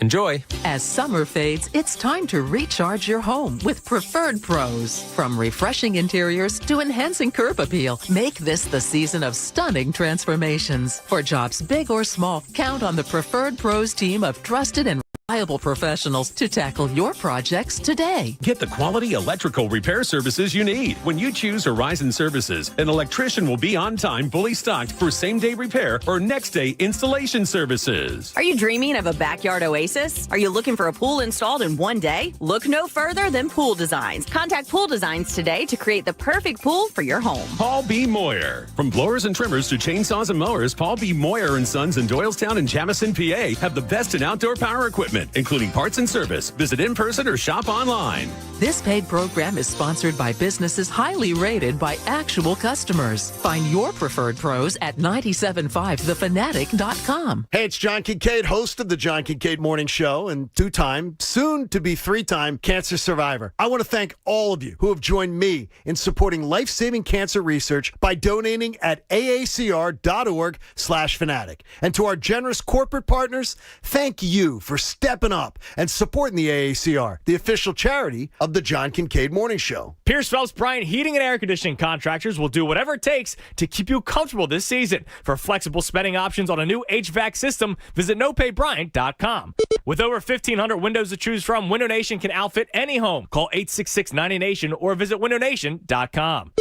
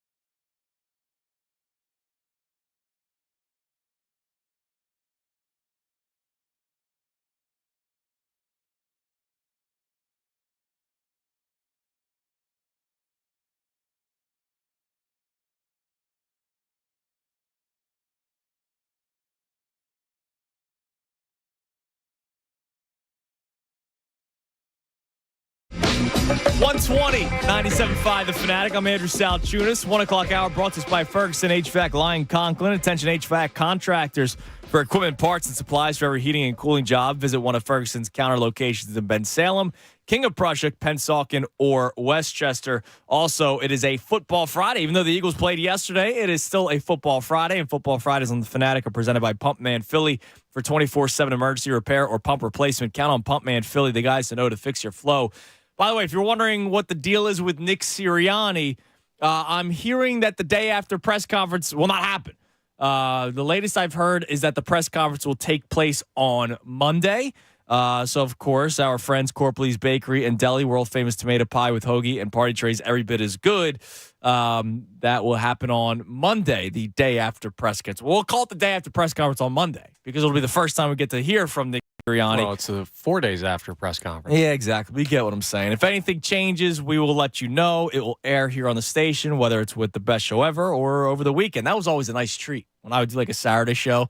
And like, oh wow, Nick Sirianni's talking. I get to play the press conference. Maybe, hey, Nick, I'm just throwing this out there. Sunday, 9 to noon, good time frame right there. That is definitely a good time frame. Thinking about it. By the way, before we get to all the stuff that I have planned for this final segment, we're going to be doing a pick segment coming up at 1:30. I've been mentioning that love is in the air. I will tell you about that, and I see a couple calls that want to talk about the Eagles. But I brought up the Swiss Army knife. Well, I didn't bring it up. Connor mentioned the Eagles' offense being like a Swiss Army knife. And then it just made me think, who the hell uses a Swiss Army knife anymore? Right? And I have had, I don't know if I still have it. I had one, right? And so people have checked in. Uncle Frank has checked in, Connor. He uses a Swiss Army knife quite frequently. That's a very Uncle Frank thing. But he says it may come as a shock to you, but never know when you might need to open up a nice Cabernet or perhaps a bottle of clear that the cap is on too tight. Did he say shock? Other responses. How about this from Crazy Eddie? It's Ice Cream Eddie, Andrew. I love Ice Cream Eddie. He's a great man. I use the Swiss Army knife every day. Comes in handy with opening boxes or a quick fix on an ice cream machine, then cracking open a cold one with that bad boy after the day is done. Long live the Swiss Army knife. But here's my thing to both of those. Crazy Eddie, I'll start with you. Now, he uses it for multiple things, but a box cutter. I have one of those. I just use my keys. I use my keys too sometimes, depending on, what the box situation's like. Open up a beer. Oh, bottle openers. Use my hands. Well, there's some that you need an actual bottle opener. No, I'll buy foreign beers. You ever know that's how it's broken down? That the American beers are the twist, and if it's foreign, it's like 99% chance it's the bottle opener. I did not know that. There you go. The How more you about know. that? I appreciate the beers that have the pull-off on the cap itself already. What do you mean? It's the bottle cap, but then there's like a little piece of plastic that you actually pull it off with. I don't remotely know what you're talking about. I got to look this up. Yeah, it's like instead of the tab on a can, right? It's on the bottle, and then you pull. Instead of having to get a bottle opener out, you just pull it with the piece of plastic that's already attached to it, and it pulls off the. It's I've done it in Lithuania. Oh, you're talking about the little pop johns that come in the water bottles sometimes? Yes, Yeah. exactly. Okay, I got you. And then Uncle Frank mentions the Cabernet. I'm pretty sure I don't even drink wine. I have a bottle opener at my house. You have to. That's what I'm saying. Like the Swiss Army knife. Christy in Flowertown wants to talk about the Swiss Army knife. Christy, what's up? How are you doing? I'm good. How are you? Good. So I remember back in I'm 47 now. So in my teens, my brother getting a red Swiss Army knife. Yeah. To love MacGyver. And I was so jealous he had one. And my dad always said, you need a Swiss Army knife, WD-40, and duct tape, and that's all you need in life. My dad has passed that down to me. But I never, I have all the things that a Swiss Army knife has. But I don't think I ever saw my brother use it. Yeah, exactly. And that's the point. Like, it's cool if everybody has one, right? I think I probably have one somewhere. Like, when I moved out, I probably put it in a box somewhere. But I'm not like, oh, my God, I need my Swiss Army knife. Right. Yep, but that's what he had, and that's WD-40, duct tape. You're good to go. MacGyver it. Definitely essentials in the house, Christy. Did you watch the game last night? I was at the game. Oh, how was it? My pre-gamed really well, so let's just ignore the rest of that part. Of that Okay. question. How was the The vibe was amazing. Yeah, okay, that's what I was looking for because I've heard like mixed things that it was somewhat calm, but then I've also heard that it was rowdy. So I that's what I wanted to know. Thank you. Thank you. I appreciate the call, Christy. All right, so see, brother owned the Swiss Army knife. She was jealous, but they never used it. Yeah, it's just, I mean, it's a fun little trinket. It's not all that use. I mean, it is useful, but it's like the Eagles offense. This is the point, right? You get something. If I buy you a knife, you know how to use a knife. If I buy you a bottle opener, you know how to use the bottle opener. If I buy you all the things in one, it's like, which one of these things do I pull out? Yeah, but you know what? I'd rather you buy me all those things individual where it's actually like, easier to use because the Swiss Army knife is so small. Yeah, you got to make a tough decision about how to use the thing. I'd rather That's have the point individual of the point. things. I'd rather junk up my drawer. Let's go to Fat Cat. Fat Cat, you're on the Fanatic. Tunis. What's up, dude? What's up, Connor? Yo, what's up, man? How you doing, man? Yo, man, everybody left you, Tunis. Christy's not there. Big Cuz not there. Why everybody leave you, man? Listen, man, there's a lot of stuff going on. It's out of my pay grade. All you got is Coop. All I got is Coop. Christy, listen, Christy's got to go have fun in Seattle. Good for her. Yeah. Right. Okay, good. That starts tomorrow, by the way. So wish me luck. Okay. Okay. But you are right. The Swiss Army knife is just like a DVD player. It's played out, man. They sell them in a dollar store, man.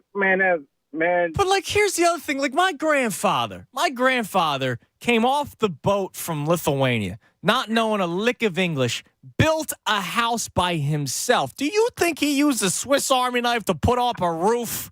Like, no, who used this thing? Facts. And then what are you doing talking about your father with his Nike Monarchs? Why don't you be a good son and get him a pair of Jordans? Oh, no, he won't want them. He won't want them. I'm telling you. No, because he likes the wide fit. Good, it's good for the feet. He feels comfortable. So I would love him to get a pair of sneakers, but he won't wear them. He's a prototype, man. I'm telling. I think my dad was dropped from like the aliens of that said this is what a dad is. Good old pop. Yep. Nothing wrong with it. But look, I think the Eagles played a whole lot better than Sunday, and then all we had was 3 days. So I know teams are figuring out that RPO, and I think everybody needs to just pump the brakes a little bit. Everything's fine. We only in the second week. We have 11 days to, think everything out, figure things out, make adjustments, and I think everything will be all right, man. All right. I love that, Fat Cat. I appreciate the call, man. Thanks for chiming in. I do think everything's going to be all right. There's some stuff that they have to work on. That's all. There's some things they have to work on. It's only been 2 weeks. Reading some of the YouTube chat here. Our man Michael, he has a Swiss Army knife in the car. I guess that's a good place to have it, like in case, I guess, you got to pop a beer or something. I don't know. What are you going to use a Swiss Army knife in a car for? Yeah, exactly. You can't fix. You said breakdown. What are you fixing on a car with a Swiss Army knife? Using the corkscrew to change a tire? That's a good point. I don't know, man. And then everyone kind of agrees with me. If you have a bottle of wine, just open it with a wine bottle opener. Yeah, I think modern convenience has killed the Swiss Army knife. Now, Relative Time Works checks in, says twist off wine. That's blasphemy. I don't drink wine, so. Yeah, it's better in a box. Come on. Have some class. Yeah, exactly. Oh, man. And George Berenguer, or whatever your last name is, you're a nice man. Let's go to Danny in Connecticut. Danny, you're on the Fanatic. Yo, guys, what's up? What's up, Danny? So my read on the A.J. Brown thing is I just think that, like most wide receivers, he thinks he's open every time. And I don't think he was complaining at all that they were successfully running the ball or that Avante was getting his and he wasn't. I just think that early on when Hurts was dropping back, and he was like had time, and he couldn't find anybody. I believe that A.J. Brown thinks that he's open in those spots. Yeah. And probably like, throw me the ball. I'm open. And on the interception, it did look like he was open. Look, we had to see the actual, tape, the all 22. But the throw to Avante Smith, A.J. Brown did look like he had his man beat. And Hurts threw it into double coverage, which I'm sure he probably felt a certain type of way. But the spat didn't happen until the second half. So I wonder what it was. I wonder what that moment was that made him go off on the sideline like that. He could have been just building up. That's true. 3 or 4 of those plays where Hurts had plenty of time early in the first quarter when they were pass happy. Again, I don't see the old 22 either. But with me and my son are watching the game, going, man, A.J. Brown and Avante, neither of them can get open on this much time. I guarantee if you look back, he's probably open a couple times, and Hurts just got happy feet or just didn't see him, and it built up. And then finally, he was probably like, yo, dude, I'm open. Throw me the ball. I don't think that A.J. Brown is an ingrate, and an ingrate would be upset that they're successfully running the ball. I just think he was like, yo, man, I'm open, and I don't know why you don't see me. And it probably just, spiraled out of control, and they got into a little bit of a spat. It's all good. They're buddies. They'll make it work. Yeah, they'll be fine. I got no problem with him wanting the ball, and I don't think it was him being upset that they were successfully running it. I just think dude wanted the ball and thought he was open several times, and he thinks Hurts just didn't see him. And he's a gamer, right? And I would rather him want the ball than not want the ball. Like we've seen guys run away from the spotlight. We don't want that. Nope. And as far as look, they're 2-0. We'll take it absolutely. But I don't think that there's any hot white lights on Hurts for how he's been playing. I believe that everyone's like, yo, man, this coordinator needs to get it together. Now, he's going to go through growing pains. He's a new coordinator. His first game, he's going up against Bill Belichick. And then the second game, he's got to turn around and play in 4 days. So there's going to be growing pains. But absolutely. When I see Hurts struggling early on this year, I don't go, oh, Jalen Hurts, here he goes, he's regressing. I go, they're adjusting to a new coordinator. So it's going to take a little time. It is, Danny. I appreciate it, man. Have a great weekend. Thanks for the call. 610-632-0975. That's the number to climb in if you would like to jump in on the Eagles conversation. Some more Swiss Army knife knowledge coming in. How about the Lithuanian leftovers has checked in? Connor. Love that. He says you probably have all the tools that a Swiss Army knife includes, but you can't bring your tool drawer with you everywhere. It's better to have it and not need it than need it and not have it the item at all. It's a good point. I guess. But do you who's actually carrying one around? Nobody. I guarantee you. I walk around this office. Nay. I walk around this building. You went nay. Rodney Bird is probably the only person with a Swiss Army knife. Guarantee he doesn't have one. He's the guy I would guess that would. Stone cold lock, he doesn't. Nobody carries them anymore. They exist some places, but our man Ryan Field from Florida, he checks in. He does have one in his hand right now. He sent us a picture. He's a painter, though, so I wonder if that comes into handy when opening the paint cans, maybe. Yeah, I got another one, too, from Tommy Reardon. It says Swiss Army knife is essential for a tackle box. You got the pliers to pull a hook out. That's a good point. Knives to cut a line, bottle opener for your beer. So there are situations. I guess I'm just not that, outdoorsy or, helpful of a person. Helpful person. I just don't really do all that much. All right, can you give me a little NFL music, Connor? I suppose. As we are going to give some picks for this weekend's slate of games. I went 500 last week, 4-4. So I hope to be able to go above 500 so that we can actually make some money.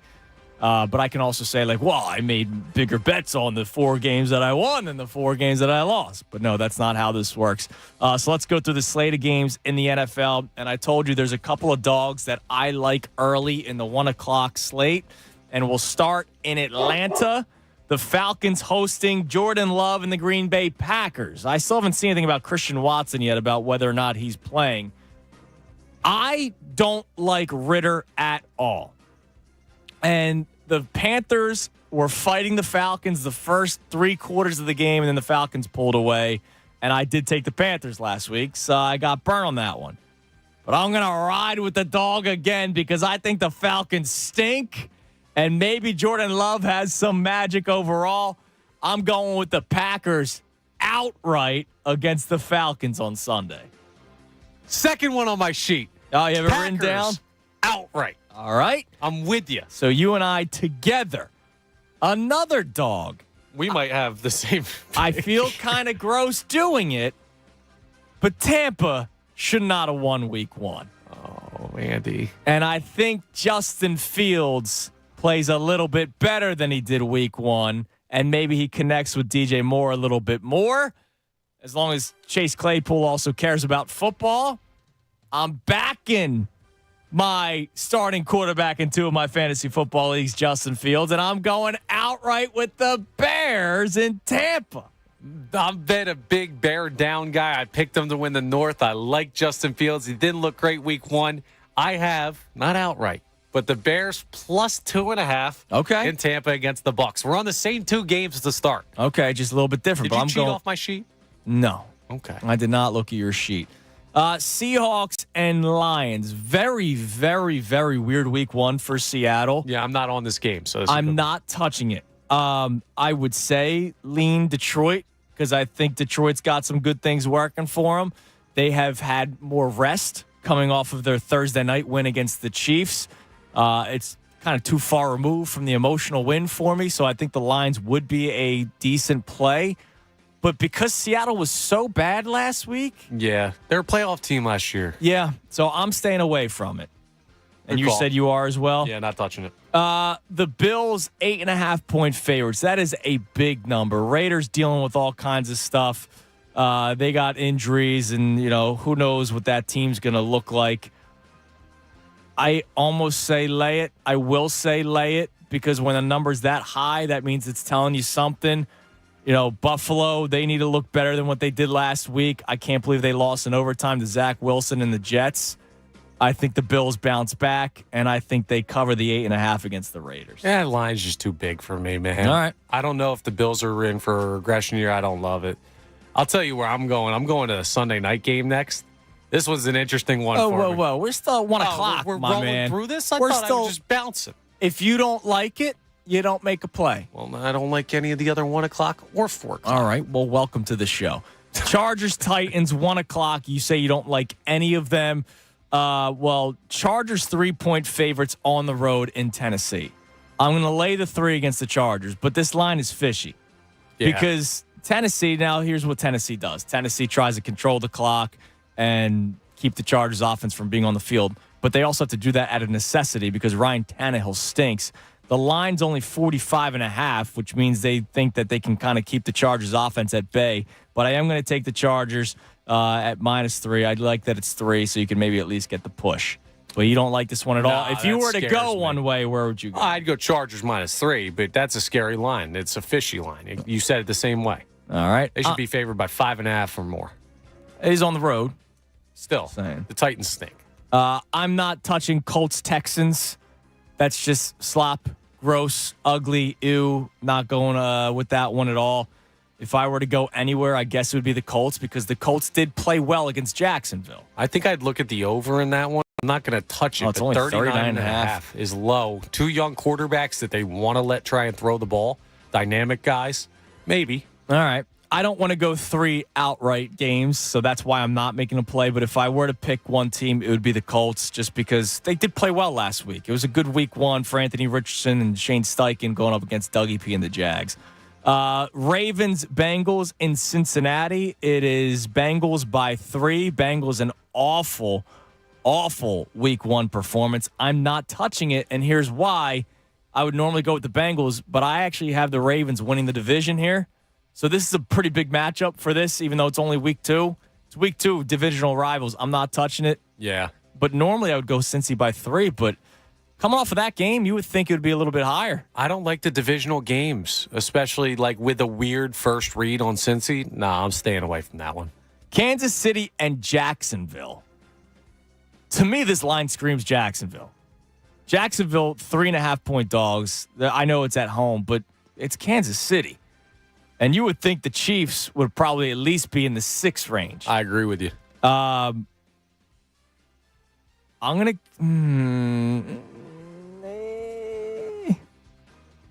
Do I do it? For the sake of the segment, I'm not going to make a pick of take Jacksonville +7. Okay. But I'll go Jags +3.5. Interesting. And the Fighting Dougie Peas. Wow, that'd be a heck of a start to the year for the Chiefs, and not in a good way. Yeah. You're Man. making a play? No, you don't have it. No. I'm just late night game. I'm going 3. You're playing a lot. I am playing a lot. Come on, man. I got my wife's not in town this weekend. Oh, okay. I'll throw one more in here that's a little bit later. Niners, Rams. Niners 7-point favorites. They should be able to cover that, but we'll see what the Rams are. So that's a stay away for me. Do you have a play on that one? I don't. All right. Giants, Cardinals. The Giants sucked so bad in week 1. I'd say take money line at -220.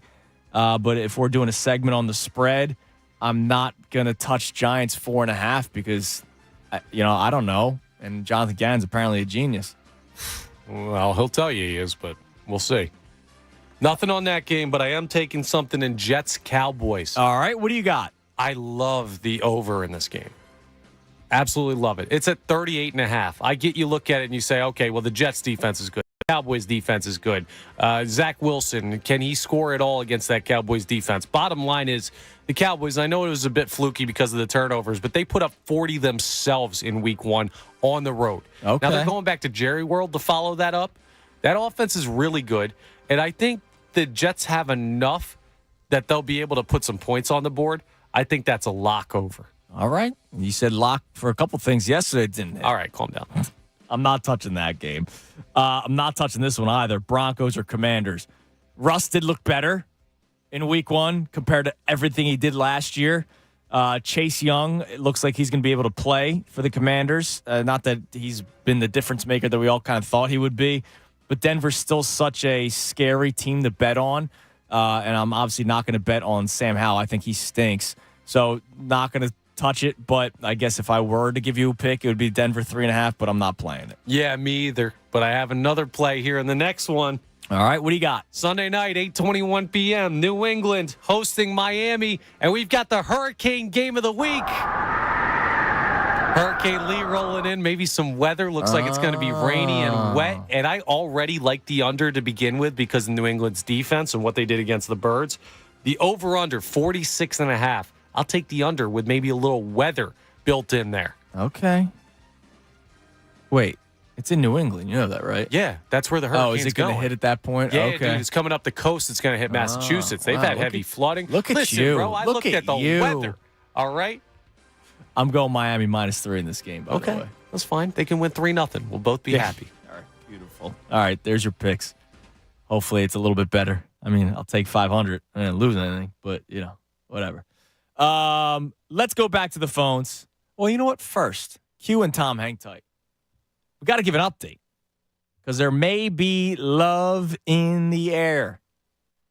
There was a report that our own Taylor Swift may be sleeping with the enemy, even though they're tight. Jason Let's just and say Travis. hanging out.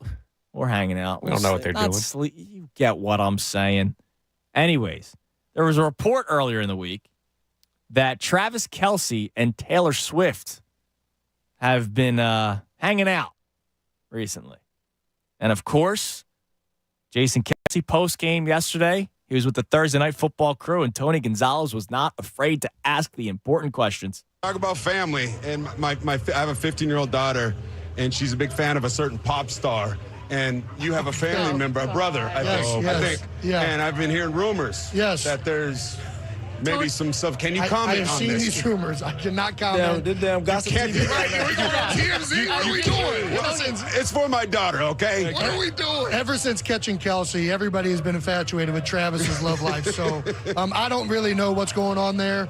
I know Trav is having fun, and we'll see what happens with whoever he ends up with.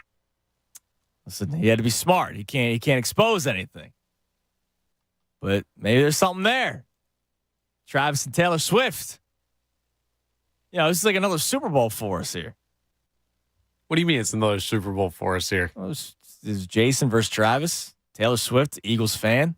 Yeah. Travis. Come on, man. They can date who they want. It's funny. Jalen Hurts' reaction was That was great. He's great. He was just like, what is this, like tabloid TV? TMZ. All right, let's go back to the phones. Q in Center City. Q, you're on the Fanatic. How you guys doing today? What's up, Q? How are you? Ain't much. Hey, now let's talk about these Birds and a few things that came to me yesterday that I'm just watching the game that just was like points in reference to the offense and how Eagles with this big expectations to get to the Super Bowl, they put a all OC in there that was so much as like never done a job before, and it seems like a little bit of nepotism. Yeah, it's funny. I had an email. Somebody emailed me that yesterday, too, and we kind of talked about it. I don't think it's nepotism. I think it's a guy that has known Jalen Hurts, but was also on the staff last year, right? Like, they promoted from how many times did we talk about Deuce Staley should get promoted? Yeah, Deuce Staley, like, actually was at a position for a while. Like, it wasn't like we were saying that in the beginning. This guy never did the OC. I'm just saying this is just some observations I'm making. That I see that, and he's growing on the job. So we got to be a little patient with that. Exactly. And he made the adjustment yesterday, and the adjustment worked. And the Eagles end up winning the game against the Vikings. Talk about the adjustment. Was the adjustment A.J. Brown, or was the adjustment him? And it's going to be an ongoing thing because you think A.J. Brown's sitting back saying, hey, can this guy do the job? And it seemed like once the argument went forward, that the adjustment happened in the second. The adjustment happened in the second quarter when they started running the ball. DeAndre Swift finished with 28 carries. No. What I'm saying is, like, as far as if you look at the points after the argument and how they started force feeding the ball to AJ. Yeah, there's two throws his way. Yep. Like that, these are observations that this what actually happened. Yeah, they was running the ball, but it seemed like they were still trying to itch in some passes. But once that whole thing, they started coming to AJ, and the offense looked like we know it to look. So I don't know, man. Like, they got to answer this. I just feel that OC thing might not be the thing, but they took a chance because he's been around Jalen a lot, and Jalen had some success. So, we got to grow with this.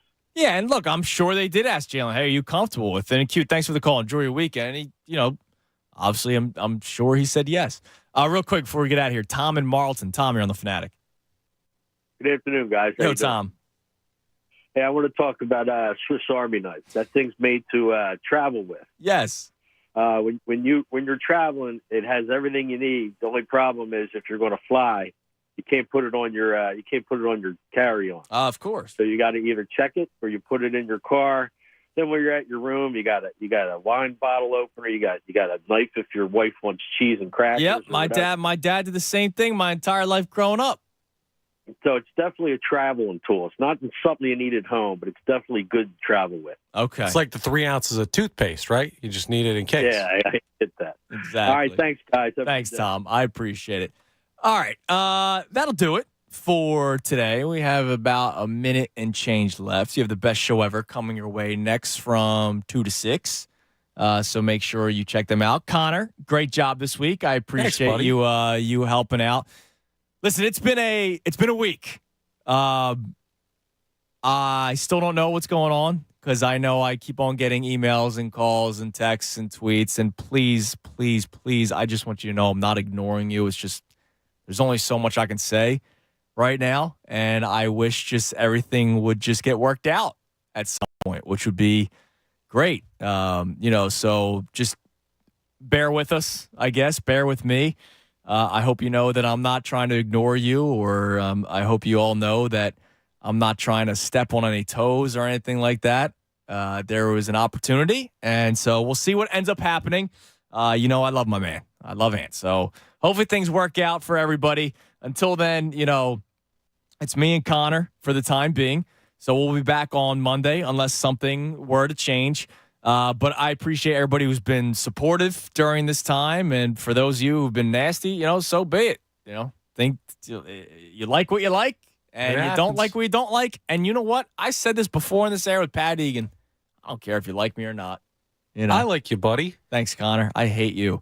Everybody have a great weekend. We'll be back on Monday. Shut your mic off. Enjoy yourself. Enjoy a stress-free weekend because the Birds already played yesterday. They're 2-0. Best show ever. Next, right?